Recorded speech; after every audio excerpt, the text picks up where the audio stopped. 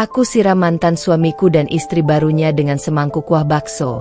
Saat bertemu di kedai bakso waktu buka bersama, beraninya kalian menghinaku di depan umum. Aku kasih paham siapa aku sekarang. Assalamualaikum warahmatullahi wabarakatuh. Selamat datang di LA Stories. Di balik senyuman ada air mata yang tak terlihat. Di balik tawa, ada kisah yang tak pernah diceritakan. Ini adalah LA Stories. Tempat di mana kisah nyata jadi pelajaran, dan luka hati jadi kekuatan. Setiap cerita di sini bukan sekadar drama, tapi potongan hidup yang bisa jadi cermin untuk kita semua. Siapkan hatimu, karena apa yang kamu dengar bisa mengubah cara pandangmu selamanya. Ini bukan sekadar cerita. Ini adalah kenyataan yang belum tentu sanggup kamu jalani.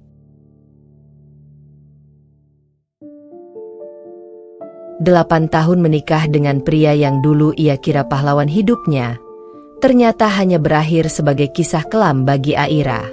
Ia dicampakkan setelah berkorban segalanya, digantikan oleh perempuan yang dulu menjadi orang ketiga dalam rumah tangganya. Aira memilih diam, membangun ulang hidupnya dari nol. Tapi takdir mempertemukannya kembali saat bulan Ramadan, di sebuah kedai bakso saat waktu berbuka puasa.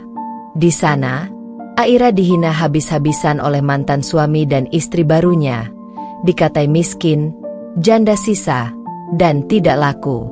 Tapi mereka lupa, Aira bukan Aira yang dulu. Dalam satu aksi mengejutkan, semangkuk kuah bakso panas melayang ke arah mereka. Semua pengunjung menjadi saksi.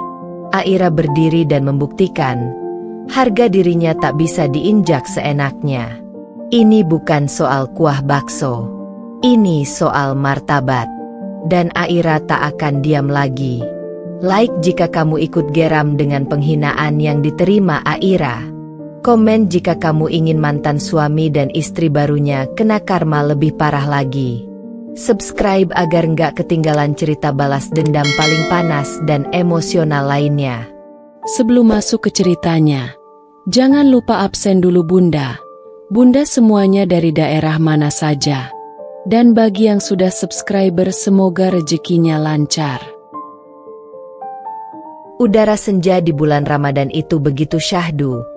Langit menguning perlahan saat matahari merangkak turun ke ufuk barat. Hembusan angin lembut membelai jilbabku, dan aroma khas sore menjelang buka puasa membuat perutku keroncongan. Tapi tak ada yang bisa menandingi rasa keroncong di dadaku. Entah kenapa, Ramadan tahun ini terasa berbeda. Ada sesuatu di hatiku yang terasa ingin meledak. Sesuatu yang selama bertahun-tahun sudah lama kutahan di sudut tergelap jiwaku. Mungkin karena diam-diam, bulan Ramadan selalu membawa kembali kenangan pahit tentang rumah tangga yang kugenggam kuat-kuat namun dihancurkan oleh pengkhianatan. Namaku Aira. 3 tahun yang lalu, aku hanyalah seorang istri biasa, ibu rumah tangga tanpa penghasilan, tanpa teman, tanpa kekuatan. Hari-hariku habis di dapur, di kamar, di ruang tamu yang sunyi, mengurus lelaki yang kusebut suami dan anak kecil kami yang masih belajar memanggil ibu. Aku pikir, itu cukup. Aku pikir, mencintai dan mengabdi sepenuh hati akan membuatnya bertahan. Tapi ternyata, hatinya mudah goyah saat disapa perempuan lain yang datang membawa senyum palsu dan aroma parfum mahal. Ramadan 3 tahun lalu, suamiku mendadak berubah. Pulang lebih larut, malas makan di rumah, bahkan mulai meninggalkan sahur bersama. Aku tanya, katanya sibuk kerja. Aku percaya. Sampai malam takbiran itu, ketika aku memergokinya diam-diam menelepon seseorang dengan nada manja, menyebut kata, sayang, nggak sabar ketemu kamu. Dan, dia nggak tahu. Kok. Malam itu, takbir yang berkumandang di luar rumah seperti suara sindiran yang menikam batinku. Aku mengintip layar ponselnya, dan di sana, terpampang nama yang membuat jantungku jatuh. Rani. Rani.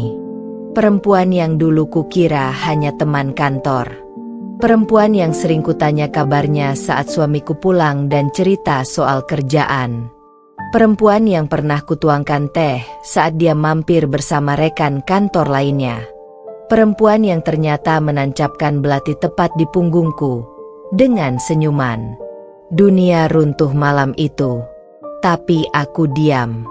Aku bertahan. Aku pura-pura bodoh. Karena aku masih ingin mempertahankan keluarga ini demi anak kami yang masih kecil. Tapi kebodohan itu hanya membakar diriku sendiri. Setiap hari, aku menyaksikan mereka semakin dekat. Bahkan suatu malam, suamiku memelukku dengan canggung dan bilang, "Kamu terlalu baik, Air.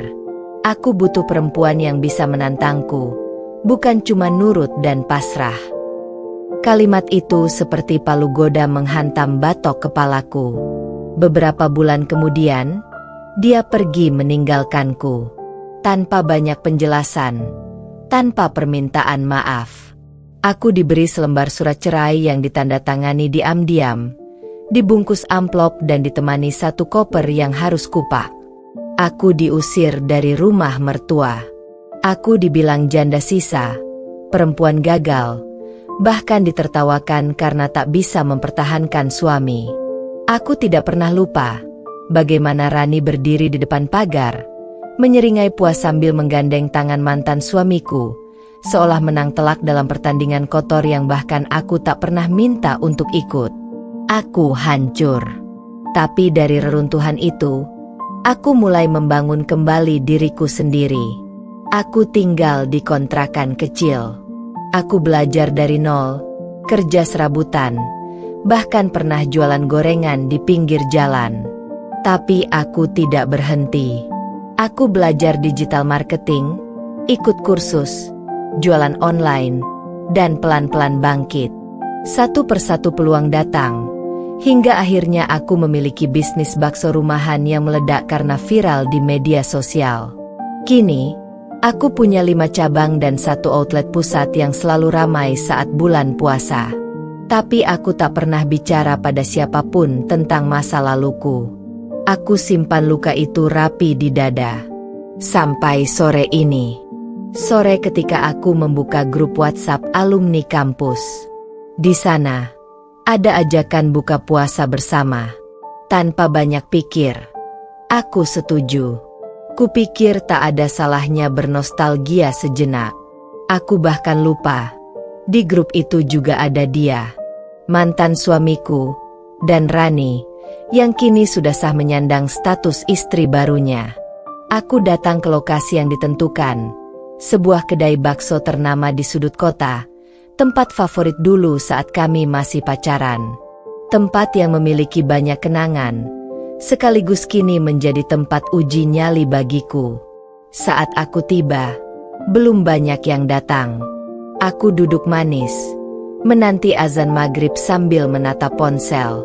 Saat itulah suara yang paling tidak ingin ku dengar menyelinap ke telingaku. Suara tawa itu, tawa yang pernah mengisi hidupku, kini terdengar berbeda, penuh ejekan dan kesombongan. Astagfirullah, itu Aira, ya? Masya Allah, masih hidup toh kamu? Itu suara Rani. Aku mendongak, dan di depanku berdiri 2 orang yang seharusnya tak lagi punya ruang di hidupku. Rani dengan dandanan menor, dan Damar, mantan suamiku, yang kini tampak lebih gemuk dan lusuh dari terakhir kulihat. Mereka berdiri di depanku, tanpa rasa malu, tanpa dosa, langsung menyentil harga diriku seperti sedang menekan jerawat di wajah mereka. "Kamu makan di sini? Pantesan kelihatan banget. Ya, kangen masa lalu. Mungkin dia ngarep kita bantuin bayar. Ran, kasihan janda gitu. Sini, ku traktir deh. Sekali-kali ngasih sedekah Ramadan buat orang gagal." Suara mereka seperti belati tajam yang berulang kali menusukku. Tapi aku tetap tenang. Tanganku menggenggam sendok erat. Hatiku bergetar. Bukan karena hinaan mereka, tapi karena detik itu juga, aku tahu, aku tak akan diam kali ini. Bukan lagi Aira yang pasrah diinjak. Bukan Aira yang menangis dalam diam. Tapi Aira yang akan memberi pelajaran paling pedas dan paling panas, yang tak akan mereka lupakan seumur hidup. Dan di depanku, ada semangkuk kuah bakso yang masih mengepul panas. Dan di hadapanku, ada dua wajah yang seharusnya tahu rasa. Kuah bakso itu mengepul pelan. Butiran minyaknya mengambang di permukaan, mengkilap terkena cahaya lampu kuning yang menggantung di atas meja. Sendok yang kugenggam gemetar, bukan karena takut, tapi karena amarah yang sudah bertahun-tahun kutahan akhirnya menemukan tempatnya. Di depan mataku, berdiri dua sosok yang pernah menjatuhkan harga diriku hingga ke titik terendah. Damar, mantan suamiku, pria yang dulu kupanggil dengan segenap cinta dan doa. Rani, perempuan yang dulu kubela saat banyak teman mencibirnya, yang pernah kuberi tumpangan pulang dan tempat istirahat saat kehujanan di kantor suamiku. Mereka kini berdiri bersebelahan, tertawa, mengolokku seolah aku badut di tengah sirkus kecil mereka. Haha, sumpah, kamu tuh masih suka bakso ya? Dasar, nggak pernah naik level hidup. Makanannya gitu-gitu aja, ujar Rani sambil memutar bola matanya. Tangannya menggenggam lengan Damar seperti sengaja menunjukkan bahwa dia menang. Damar, kamu masih inget nggak? Dulu Aira itu sampai rela masak sendiri bakso tiap malam, berharap kamu mau makan di rumah. Tapi kamu lebih milih warung ini, kan? Aku tak menjawab. Aku hanya menatap mereka. Tatapanku kosong di permukaan, tapi badai besar sedang bergemuruh dalam dadaku. Kata-kata mereka terus menusuk. Dan yang paling menyakitkan adalah kenyataan bahwa mereka tak merasa bersalah. Tak ada rasa malu, tak ada rasa bersalah, seolah menghancurkan rumah tangga orang adalah hal biasa. Ya ampun, Ran, inget banget. Dia tuh sampai belajar bikin kuah kaldu sendiri dari tulang sapi. Katanya biar kamu makin betah di rumah. Tapi aku tetap cari kamu, Ran. Karena kamu bukan cuma cantik, kamu bisa ngelayanin aku dengan cara yang Aira nggak pernah bisa. Ujar Damar, tertawa puas, menyisipkan kata-kata hinaan dengan santai, seolah aku tak lebih dari sepotong debu yang tak berarti. Tanganku meremas sendok lebih erat. Jemariku memutih. Aku masih bisa menahan diri. Tapi saat Rani melangkah lebih dekat dan membisikkan, kamu tuh janda bekas. Dan kamu bakal tetap sendiri sampai mati. Maka batas sabarku pecah. Detik itu juga, tanpa aba-aba, aku bangkit berdiri. Kursi kayu yang kutempati bergeser keras, menarik perhatian beberapa pengunjung lain. Semua mata menoleh. Tapi aku tak peduli. Aku mengangkat mangkuk itu perlahan. Kuah panas masih mengepul dan aroma sedap yang semestinya mengundang nafsu makan kini menjadi senjata. Ini, ujarku pelan namun tajam, untuk kalian yang lupa diri, lupa malu, dan lupa batas. Splash! Semangkuk kuah bakso panas itu mendarat tepat di tubuh Rani dan sebagian ke wajah Damar. Rani menjerit. Damar terkejut dan melangkah mundur. Baju putih Rani kini berubah warna kecoklatan, belepotan kuah dan tetesan minyak. Sumpah serapah meluncur dari mulut mereka. Tapi aku tak goyah. Di sekelilingku, para pengunjung mulai mengangkat ponsel, merekam kejadian itu. Beberapa ada yang menahan tawa, ada yang berbisik pelan, dan ada yang menyaksikan dengan wajah serius. Aku tahan 3 tahun dikhianati kalian. Aku diam saat dibuang seperti sampah. Aku nggak pernah membalas walau kalian umbar aibku seolah aku ini perempuan hina. Tapi sekarang, cukup. Cukup. Di bulan suci ini, aku cuma mau kasih pelajaran bahwa Tuhan gak pernah tidur. Karma kalian datang bukan dari langit, tapi dari tangan perempuan yang dulu kalian remehkan. Aira, gila kamu. Apa-apaan ini? Bentak Rani, suaranya nyaring memekakkan telinga. Tapi matanya liar. Panik. Wajahnya merah. Bukan hanya karena malu, tapi karena rasa sakit akibat kuah panas yang menempel di kulitnya. Aku tersenyum tenang. Gila? Aku memang gila. Tapi kegilaan ini lahir dari luka yang kalian ciptakan. Dan kamu, Rani, harus bersyukur aku hanya menyiram kamu dengan kuah bakso, bukan air keras. Damar mencoba menenangkanku. Aira, cukup. Kamu ini bikin malu sendiri di depan umum. Aku tertawa, tawa kecil, getir, namun mantap. Malu? Justru aku bangga. Karena akhirnya aku punya keberanian menunjukkan bahwa aku bukan lagi perempuan yang bisa kalian injak-injak. Mau tahu siapa aku sekarang? Aku bukan cuma janda yang kalian buang. Aku CEO dari merek bakso rasa dendam yang viral di TikTok dan Instagram.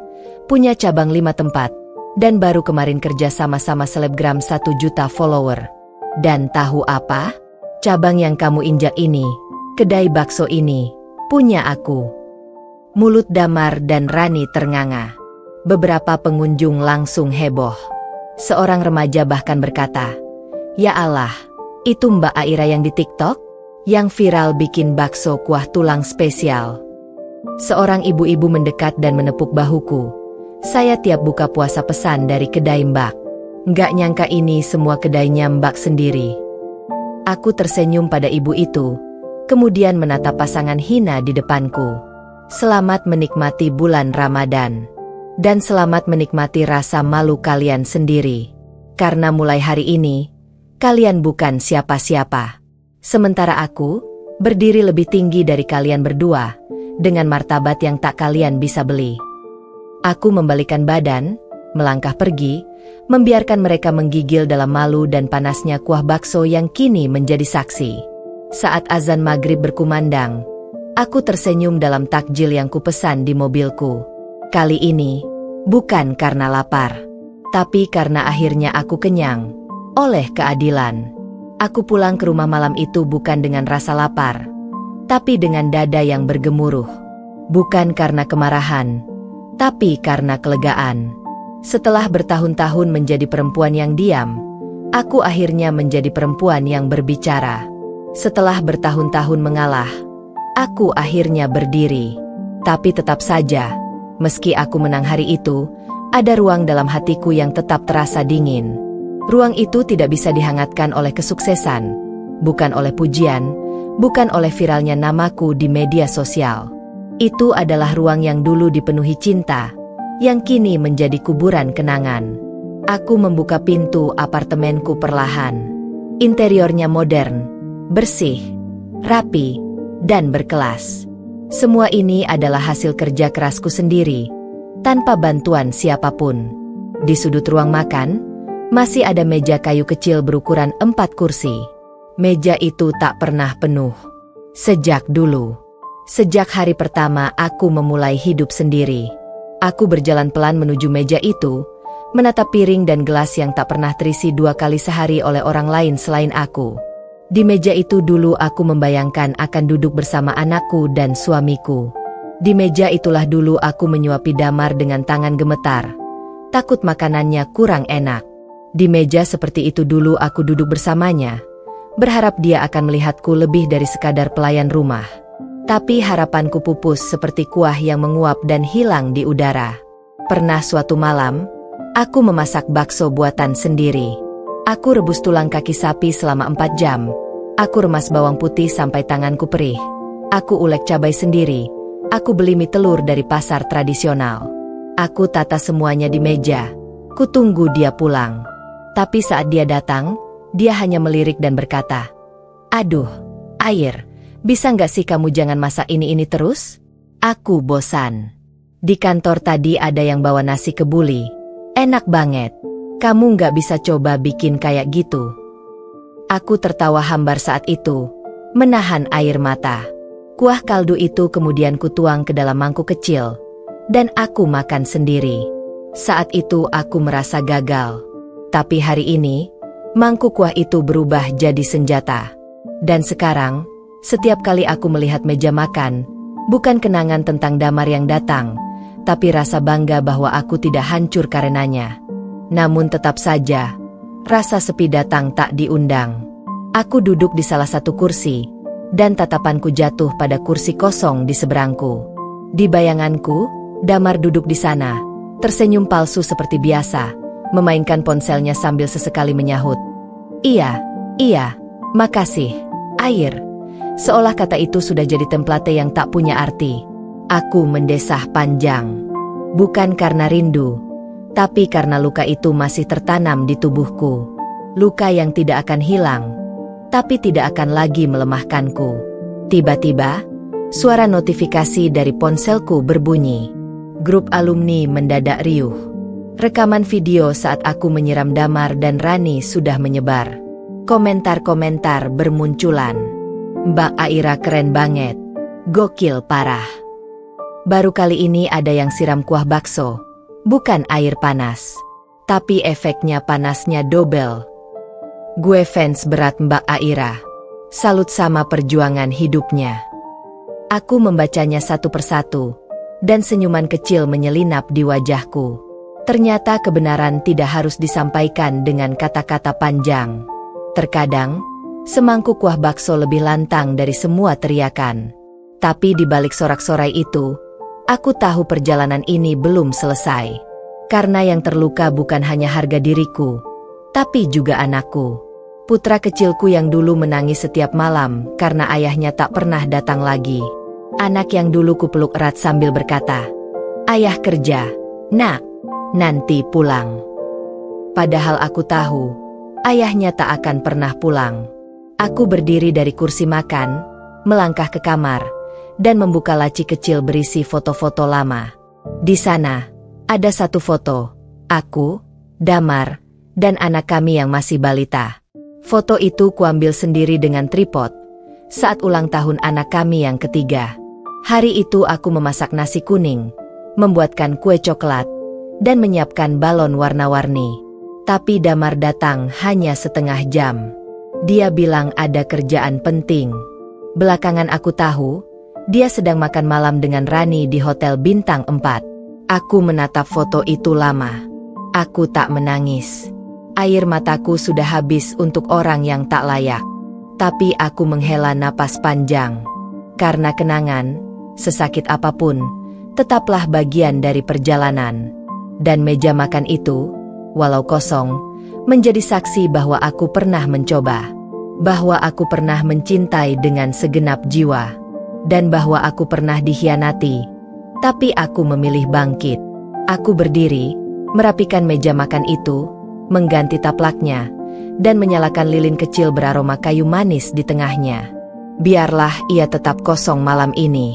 Tapi suatu hari nanti, aku yakin meja itu akan terisi dengan cinta yang baru. Cinta yang bukan dari sisa-sisa masa lalu. Tapi cinta yang menghargai, bukan menuntut. Yang memeluk, bukan menusuk.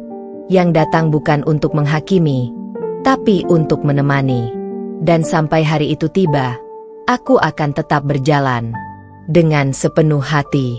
Dengan langkah yang tidak pernah lagi mau mundur. Karena aku bukan Aira yang dulu. Aku adalah perempuan yang bisa membakar dunia, bahkan hanya dengan semangkuk kuah bakso. Tidak ada yang lebih menyakitkan daripada jatuh saat kau pikir dirimu sudah melakukan yang terbaik. Dan itulah yang kurasakan ketika kutinggalkan rumah mertuaku malam itu. Hanya dengan sebuah koper kecil, seorang anak balita yang memeluk kakiku sambil menangis, dan surat cerai yang bahkan tak dibicarakan baik-baik. Tidak ada permintaan maaf. Tidak ada perpisahan yang manusiawi. Hanya pengusiran. Hanya pengusiran yang penuh hinaan dan cibiran. Sudahlah, Air. Kamu itu janda nggak tahu diri. Nggak bisa ngelayanin suami. Masih juga mau bertahan? Cermin dong, kata ibu mertuaku waktu itu sambil menyodorkan uang 100.000. Uang penghinaan yang dilempar seperti sedekah murahan. Satu-satunya yang kudengar dari Damar hanyalah, "Maaf, aku harus pilih yang lain." Rani lebih tahu aku butuh apa. Aku berdiri diam saat itu. Tidak menangis. Tidak menjerit. Tidak memohon. Hanya satu air mata yang jatuh ke pipi. Bukan karena ditinggalkan, tapi karena aku sadar, aku telah menyia-nyiakan diriku selama ini untuk orang yang bahkan tak tahu caranya menghargai cinta. Kontrakan kecil itu menjadi saksi dari kebangkitan yang kulakukan diam-diam. Dindingnya lembab, Atapnya bocor. Tapi di sanalah aku mulai membangun hidupku kembali. Aku tahu tak ada yang akan menolongku. Keluargaku sendiri bukan dari orang berada. Aku hanya punya satu pilihan, bangkit atau mati perlahan. Dan aku memilih yang pertama. Setiap pagi aku bangun sebelum subuh, menyiapkan sarapan untuk anakku, lalu menggendongnya saat aku berjualan gorengan di dekat stasiun. Aku ingat betul, tanganku pernah terbakar minyak panas saat buru-buru menurunkan pisang goreng ke dalam plastik, dan anakku menangis karena kelaparan. Saat itu aku hanya punya Rp2.000 di dompet. Aku belikan roti sobek 1 buah. Ku bagi 2. Separuh untukku, separuh untuknya. Dan kami makan di emperan trotoar sambil menyaksikan dunia yang bergerak begitu cepat, sementara kami masih tertinggal di belakang. Tapi aku tidak mengeluh. Aku tahu, setiap langkah kecil adalah batu pijakan. Setiap luka adalah cambuk. Dan setiap malam yang kulalui tanpa tidur adalah modal dari masa depan yang ingin kutebus. Lalu aku bertemu dengan YouTube dan TikTok. Bukan untuk eksis, tapi karena aku melihat peluang. Suatu malam aku iseng merekam prosesku membuat bakso sendiri, dari menggiling daging ayam dan sapi dengan blender tua, hingga meracik kaldu dari tulang kaki sapi yang direbus dengan rempah-rempah. Aku berbicara sambil memasak, menceritakan bahwa ini adalah resep perjuangan dari seorang janda yang ingin hidup layak untuk anaknya. Video itu kuberi judul, Bakso Tulang Rahasia Janda Pejuang Hidup. Dan dalam seminggu, video itu viral. Ribuan komentar berdatangan. Banyak yang tertawa, banyak yang kagum, lebih banyak lagi yang menangis. Mbak, aku ikut nangis. Aku juga ditinggal suami. Tapi lihat Mbak bisa bangkit. Aku jadi semangat. Resepnya enak banget. Udah aku coba dan semua orang di rumah suka. Kamu inspirasi. Bukan cuma janda kuat, tapi ratu perjuangan. Dari situ semua dimulai. Orderan bakso mulai berdatangan. Awalnya masih lewat WhatsApp, lalu aku dibantu teman lama membuat akun Instagram, lalu Shopee Food, lalu GoFood. Aku menamakan bisnis kecilku, Bakso Rempah Aira. Sebuah nama yang sederhana, tapi setiap kata di dalamnya mewakili rasa sakit dan tekad. Aku memasak sendiri, melayani sendiri, mengantar sendiri, kadang-kadang menggendong anakku sambil naik ojek online sambil membawa termos besar berisi kuah panas. Keuntungan pertama yang kuterima sebesar 150.000. Tapi aku tak pakai untuk belanja baju, apalagi skincare. Aku pakai untuk membeli tulang sapi dan daging tambahan. Aku tahu, jika ingin hidup berubah, maka yang pertama harus diubah adalah cara berpikir. Dan aku mulai berpikir seperti pemilik masa depan, bukan korban masa lalu. Tahun pertama adalah perjuangan. Tapi tahun kedua, aku mulai memanen hasil. Seorang food vlogger mencoba bakso buatanku dan memberi review jujur bahwa kuahnya mengandung rasa sakit dan keberanian perempuan. Review itu viral. Selebgram ikut pesan. Aku diundang ke salah satu acara podcast inspiratif di YouTube. Dan dalam satu malam, followersku melonjak jadi ratusan ribu. Orderan membanjir. Aku kewalahan. Lalu aku menyewa satu dapur kecil, merekrut 2 tetangga janda lain yang butuh pekerjaan. Bersama mereka, aku mulai membuka cabang pertama. Bukan di ruko mahal, tapi warung tenda di pinggir jalan besar dengan spanduk bertuliskan, Bakso Perjuangan Ibu-Ibu Hebat. Orang-orang datang bukan hanya karena rasa, tapi karena cerita. Karena energi yang kuramu dalam setiap kuah bukan cuma rempah-rempah, tapi kisah hidup. Kini, 3 tahun berlalu. Aku bukan lagi Aira yang digusur. Aku bukan lagi perempuan yang ditendang dari rumah karena dianggap tak mampu. Aku adalah pemilik bisnis makanan dengan cabang 5 tempat, punya 15 karyawan, dan baru saja dikontak oleh jaringan restoran waralaba besar yang ingin mengembangkan konsepku ke luar kota. Tapi yang paling membuatku bangga adalah, anakku kini bisa bersekolah di tempat terbaik, dengan senyum yang tak pernah lagi ditutupi kesedihan. Dia tak lagi bertanya, kenapa ayah nggak pernah datang? Tapi berkata dengan penuh bangga, Ibu, kapan aku bisa bantu masak bakso juga? Aku mau bantu usaha ibu. Dan malam ini, setelah kejadian di kedai bakso tadi, aku berdiri di depan cermin, menatap diriku sendiri. Perempuan yang dulu kuratapi di sudut kamar, kini berdiri tegak dengan pandangan tajam. Bukan karena dendam, tapi karena keadilan akhirnya datang, dengan caranya sendiri. Mereka boleh mencaci, boleh menghina, boleh mencoret masa laluku dengan tinta hitam. Tapi aku telah menuliskannya ulang, dengan tinta emas, di atas kertas perjuangan yang tak bisa mereka robek. Aku Aira, bukan janda biasa. Aku perempuan yang dibakar oleh pengkhianatan, tapi bangkit dengan tangan penuh bara keberanian. Hari itu hujan turun pelan saat aku membuka ponsel sambil menyeruput kopi hangat di beranda apartemenku. Langit mendung dan aroma tanah basah seolah mengajak pikiranku melayang ke tempat yang tak ingin ku jelajahi, masa lalu. Tapi aku cepat-cepat menyibukkan diri. Seperti biasa, ada ratusan notifikasi dari Instagram, GoFood, ShopeeFood, grup internal karyawan, dan komentar TikTok yang belum sempat kubalas. Tapi pandanganku tertahan pada satu notifikasi WhatsApp dari grup yang sudah hampir 2 tahun tak aktif. Alumni kelas E 2008. Dengan rasa iseng, aku buka. Di dalamnya, obrolan telah ramai sejak pagi. Ayo dong kita adain buka puasa bareng kayak dulu. Fix, minggu ini pas banget. Ada yang mau nyaranin tempat? Gue tahu nih kedai bakso baru yang rame banget. Cozy, murah, cocok buat kita nostalgia. Lokasinya deket juga. Gimana? Kedai bakso Santanah? Itu enak banget katanya. Katanya punya bakso tulang legendaris.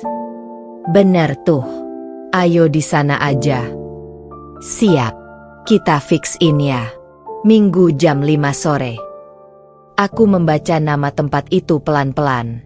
Kedai bakso Santanah. Hatiku berdesir aneh. Itu salah satu cabang punyaku.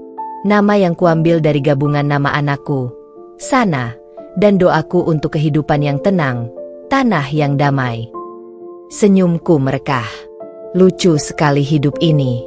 Mereka memilih tempatku sendiri untuk acara itu, tanpa tahu bahwa pemilik tempat itu adalah perempuan yang dulu mereka pikir telah selesai.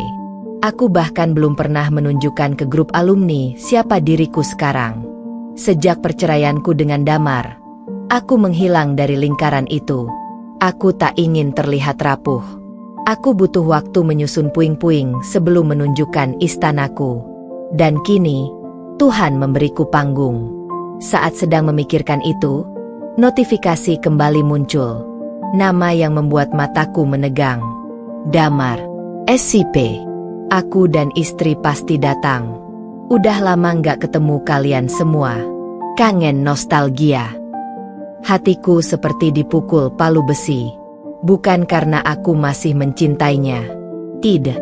Tapi karena ada bagian dari diriku yang mengira aku tak akan pernah harus bertemu dengannya lagi. Tapi begitulah hidup.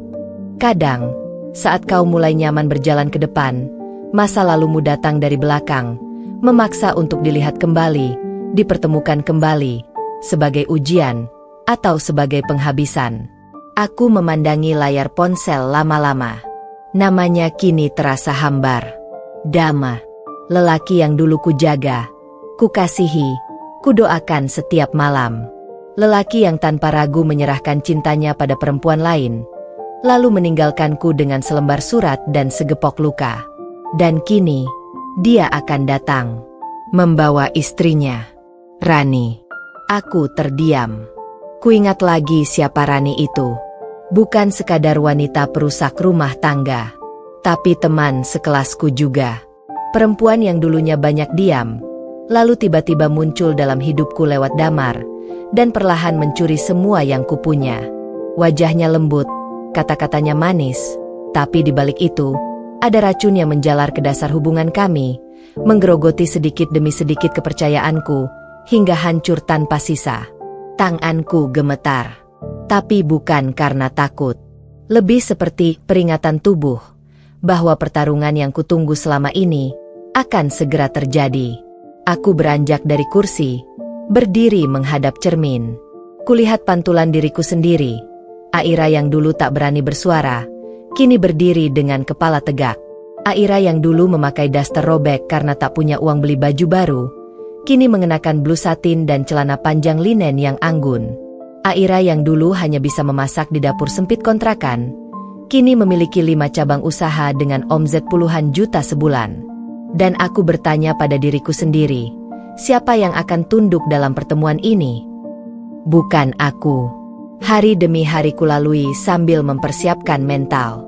Aku tak ingin datang hanya untuk membuktikan. Aku ingin datang untuk memperlihatkan bahwa luka bisa disulap jadi mahkota. Bahwa perempuan yang dibuang bisa berubah menjadi yang ditakuti. Dan jika Tuhan memberiku kesempatan untuk berdiri satu meja dengan mereka, aku akan pastikan mereka tahu siapa yang mereka rendahkan dulu, dan siapa aku sekarang. Lalu hari itu pun tiba. Minggu sore. Aku memutuskan datang lebih awal, dengan mobil pribadi, mengenakan pakaian sederhana namun elegan. Aku tidak membawa tas bermerek, tak memoles wajah dengan make up tebal, karena aku tahu, pesona yang paling besar adalah harga diri yang tak bisa dibeli. Begitu masuk ke kedai bakso cabangku, aku menyapa staf di balik dapur yang mengenalku dengan panggilan Bu Aira, tapi telah kuinstruksikan untuk tetap memanggilku Mbak. Mereka tak boleh bocor. Identitasku harus tetap jadi kejutan sampai saatnya tepat. Beberapa teman alumni mulai datang. Kami saling tersenyum, berbasa-basi, bertukar kabar. Semuanya tampak ramah. Beberapa malah terkejut melihatku. Air, kamu glowing banget sekarang ya. Kerja di mana? Kamu tinggal di mana sekarang? Gila, kamu makin cantik. Nggak berubah. Aku tersenyum, menjawab sekenanya. Aku tak datang untuk pamer. Tapi aku juga tak datang untuk bersembunyi. Dan kemudian, saat azan maghrib tinggal 15 menit lagi, pintu kedai terbuka. 2 sosok masuk sambil tertawa lebar. Mereka seperti sedang dalam dunia mereka sendiri. Tidak sadar bahwa ruang ini akan menjadi arena penghakiman karma. Damar dan Rani. Tanganku tak berkeringat.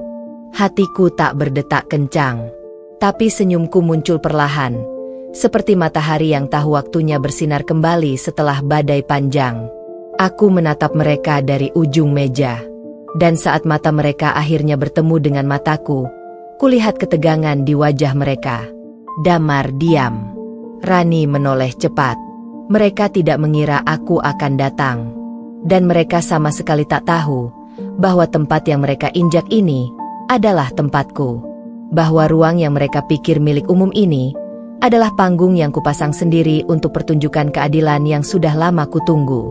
Aku menunduk sedikit, menyapa mereka dengan senyum setipis silet. Hai, lama tak jumpa.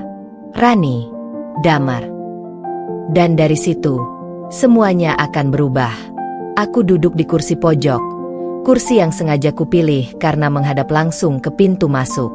Dan saat Damar dan Rani masuk, waktu terasa seolah berhenti. Mereka terlihat lebih tua dari terakhir kali aku melihat mereka. Tapi ada kesan angkuh yang sama dari cara Damar menegakkan bahunya, dan gaya Rani memainkan rambut panjangnya yang dulu sering kusebut harta palsu milik wanita penggoda. Mata kami bertemu. Damar jelas terkejut, tapi berusaha cepat menenangkan ekspresinya. Rani, di sisi lain, jelas salah tingkah. Mulutnya sempat terbuka sedikit, seolah ingin menyapa, namun hanya senyum kaku yang akhirnya muncul. Aira. Damar menyapaku lebih dulu, suaranya terdengar lebih rendah, lebih kikuk dibanding dulu. Wah, nggak nyangka kamu datang. Kirain kamu udah pindah kota. Aku tersenyum. Senyum yang bukan karena rindu atau hangatnya silaturahmi, tapi senyum tajam penuh pengendalian diri. Aku memang pindah, tapi bukan berarti menghilang. Kadang, seseorang hanya perlu diam sejenak untuk membangun kembali dirinya dari reruntuhan. Rani mencoba tertawa kecil. Wah, filosofis banget. Ya sekarang. Aku menoleh pelan padanya. Bisa jadi. Soalnya orang yang pernah dihancurkan dari dalam, biasanya kembali sebagai seseorang yang tak bisa dikalahkan dengan hal remeh. Suasana meja mulai tegang. Beberapa teman mulai berusaha mencairkan suasana. Kita pesen bakso yuk, sebelum maghrib. Nanti dapat gratisan lagi kalau pesen rame-rame. Seru Jaka, teman SMA yang masih cerewet seperti dulu. Pelayan pun datang membawa daftar menu. Tapi tak satu pun dari mereka tahu bahwa pelayan itu adalah bagian dari bisnis yang kini kujalankan. Aku menatap mereka satu-satu. Damar, yang dulu tak segan membentakku karena telat menyiapkan makan, kini menatap daftar menu dengan canggung. Dan Rani, wanita yang dulu menyebut masakanku, rasa tumpukan garam dan air mata, kini membaca menu dari kedai bakso milikku. Aku mau bakso tetelan campur kuah tulang sapi. Ya, kata Rani. Yang pedas level 2 ya, Mbak, tambah Damar. Aku memanggil pelayan saat mereka selesai memesan. Mas, aku pesan 1 bakso spesial, tambahkan kuah kepala sapi, dan sajikan semangkuk tambahan kuah hangatnya di mangkuk kecil. Ya. Pelayan itu mengangguk dan berlalu. Beberapa menit kemudian, saat adzan maghrib berkumandang dan semua tangan mulai meraih gelas air dan kurma, suasana kembali hangat. Tapi itu hanya di permukaan. Di meja, ada bara yang belum terbakar. Usai berbuka dan makanan utama datang, percakapan mulai mengalir. Tapi tetap, semua mata sesekali melirik kami bertiga. Seakan menunggu drama yang tak terhindarkan. Dan akhirnya, mulut itu bicara. Aira, kamu sekarang kerja apa? Jadi guru kayak cita-cita dulu? Tanya Rani dengan nada seolah polos, tapi menyenggol luka lama. Dia tahu aku dulu gagal lolos PNS, karena masalah administrasi yang sempat menjadi bahan tertawaan mereka dulu. Aku tak langsung menjawab. Aku menyendok kuah bakso pelan, meniupnya, lalu menatap Rani dengan mata setenang badai yang menahan diri. Aku tidak jadi guru, tapi sekarang aku jadi pemilik beberapa usaha. Salah satunya, tempat kita duduk sekarang. Rani terbatuk. Damar mengernyit. Maksudmu? Aku tersenyum datar. Kedai ini milikku. 5 cabang. 3 di kota ini, 2 di luar kota. Dan masih terus berkembang. Sun, Hening. Beberapa teman menoleh dengan mata membulat. Serius? Air? Kamu owner kedai bakso Santanah? Aku mengangguk. Betul. Namanya aku ambil dari nama anakku, Sana. Dan dari doa, tanah yang damai. Nama yang muncul dari rasa sakit paling dalam. Wajah Damar memucat. Rani mencoba tertawa, tapi suara tawanya sumbang. Wah, hebat banget ya. Kita malah nggak tahu. Aku menatap mereka berdua lekat. Lalu aku angkat mangkuk kuah cadangan yang tadi ku pesan. Ku dekati perlahan wajah mereka. Kalian pernah bilang aku cuma perempuan rendahan, cuma bisa masak bakso di dapur sempit. Hari ini, kalian duduk di tempat yang kalian hina dulu. Dan kalian memesan kuah dari tangan yang pernah kalian buang. Lalu, biur. Dalam satu gerakan tenang tapi pasti, kuah semangkuk penuh meluncur dari tanganku, mengguyur dada jas Damar dan gaun mahal Rani yang tampaknya baru dibeli. Seisi meja terdiam. Beberapa teman menjerit kaget. Pelayan terpaku. Rani berdiri dengan wajah terperangah, mulut terbuka, tidak percaya. Kamu gila ya? Aku tersenyum. Bukan gila. Ini pembalasan yang sah. Kalian hina aku di depan umum dulu, bukan? Hari ini, kalian aku kasih paham siapa aku sekarang. Biar kalian tahu, tak semua perempuan hancur setelah dicampakan. Beberapa kembali untuk menginjak kalian dengan martabat yang kalian tak akan pernah punya. Rani melotot. Damar mencoba bicara, tapi tak ada kata yang keluar dari mulutnya. Aku berdiri, menyapu mereka dengan tatapan penuh kemenangan. Selamat menikmati kuah bakso dari dapur wanita yang kalian sebut sampah. Hari ini, kalian bukan lagi menyakiti, kalian jadi bahan tertawaan. Lalu aku pergi meninggalkan meja. Di luar, Hujan masih gerimis. Tapi langkahku ringan. Hatiku lega. Dunia tak selalu butuh pertarungan fisik. Kadang, satu mangkuk kuah hangat cukup untuk menghanguskan ego dua pengkhianat yang lupa siapa yang mereka injak dulu. Video itu sudah tersebar luas. Entah siapa yang pertama kali mengangkat ponsel dan merekam kejadian di kedai bakso malam itu, tapi satu hal pasti, detik-detik ketika kuah bakso hangat meluncur membasahi dada Damar dan gaun Rani menjadi suguhan paling viral di media sosial dalam 24 jam terakhir. Judul video di TikTok, ex-istri siram mantan dan istri barunya pakai kuah bakso. Gila gak sih? Buka bersama toksik karma datang. Jumlah penonton, 3,2 juta. Komentar, puluhan ribu. Like dan share, tak terhitung. Bukan hanya di TikTok. Video itu menyebar di Instagram, Facebook, bahkan masuk ke dalam salah satu segmen berita infotainment lokal. Malam itu, namaku, Aira Putri Sasmita, yang dulu cuma dikenal sebagai istri Damar si wira swasta bangkrut, sekarang jadi sorotan. Tapi bukan karena jadi korban, melainkan karena jadi simbol pembalasan bermartabat yang epik dan berkelas. Komentar warganet membanjir. Gila, ini cewek keren banget. Gue aja nggak akan sekuat itu nahan dendam sampai akhirnya dibales elegan gitu. Kuah bakso yang lebih panas dari neraka rumah tangga. Mantap Kak Aira. Salut banget. Bukti kalau balas dendam terbaik adalah sukses dan bikin malu orang yang meremehkan kita. Dan lucunya, banyak akun gosip mulai membongkar masa lalu Damar dan Rani. Tak butuh waktu lama hingga komentar miring mengarah ke mereka. Si Damar ini dulu selingkuh ya? Terus nikah sama si perebut itu? Wajar banget disiram. Sumpah. Gaun Rani KW apa asli tuh? Tapi tetap, kena kuah bakso jadi kayak kain lap. Hahaha. Sampai detik ini mereka belum klarifikasi, kan? Karena malu banget pastinya. Karma itu real, gengs. Aku membaca semua itu dengan campuran emosi yang kompleks. Antara lega, bahagia, dan jujur saja sedikit getir. Bukan karena menyesal, tapi karena aku tahu jalan yang kutempuh ini bukan sekadar tentang balas dendam. Ini tentang menyuarakan semua perempuan yang pernah diinjak, dihina, dibuang begitu saja oleh lelaki yang mengira mereka bisa hidup tanpa akibat. Aku duduk di balkon rumah, laptop di pangkuanku, sementara asistenku, Lia, masuk membawa secangkir kopi hangat. Teh Aira, ini, kita kebanjiran request endorse dari brand. Ada produk skincare, ada hijab fashion, dan, ini lucu banget, ada brand bakso kemasan siap saji yang pengen pakai Teh Aira sebagai bintang iklannya. Aku tertawa pelan. Ironis. Ya? Kuah bakso yang dulu mungkin dianggap hina, sekarang justru jadi alat untuk mengangkat martabatku. Lia ikut tersenyum.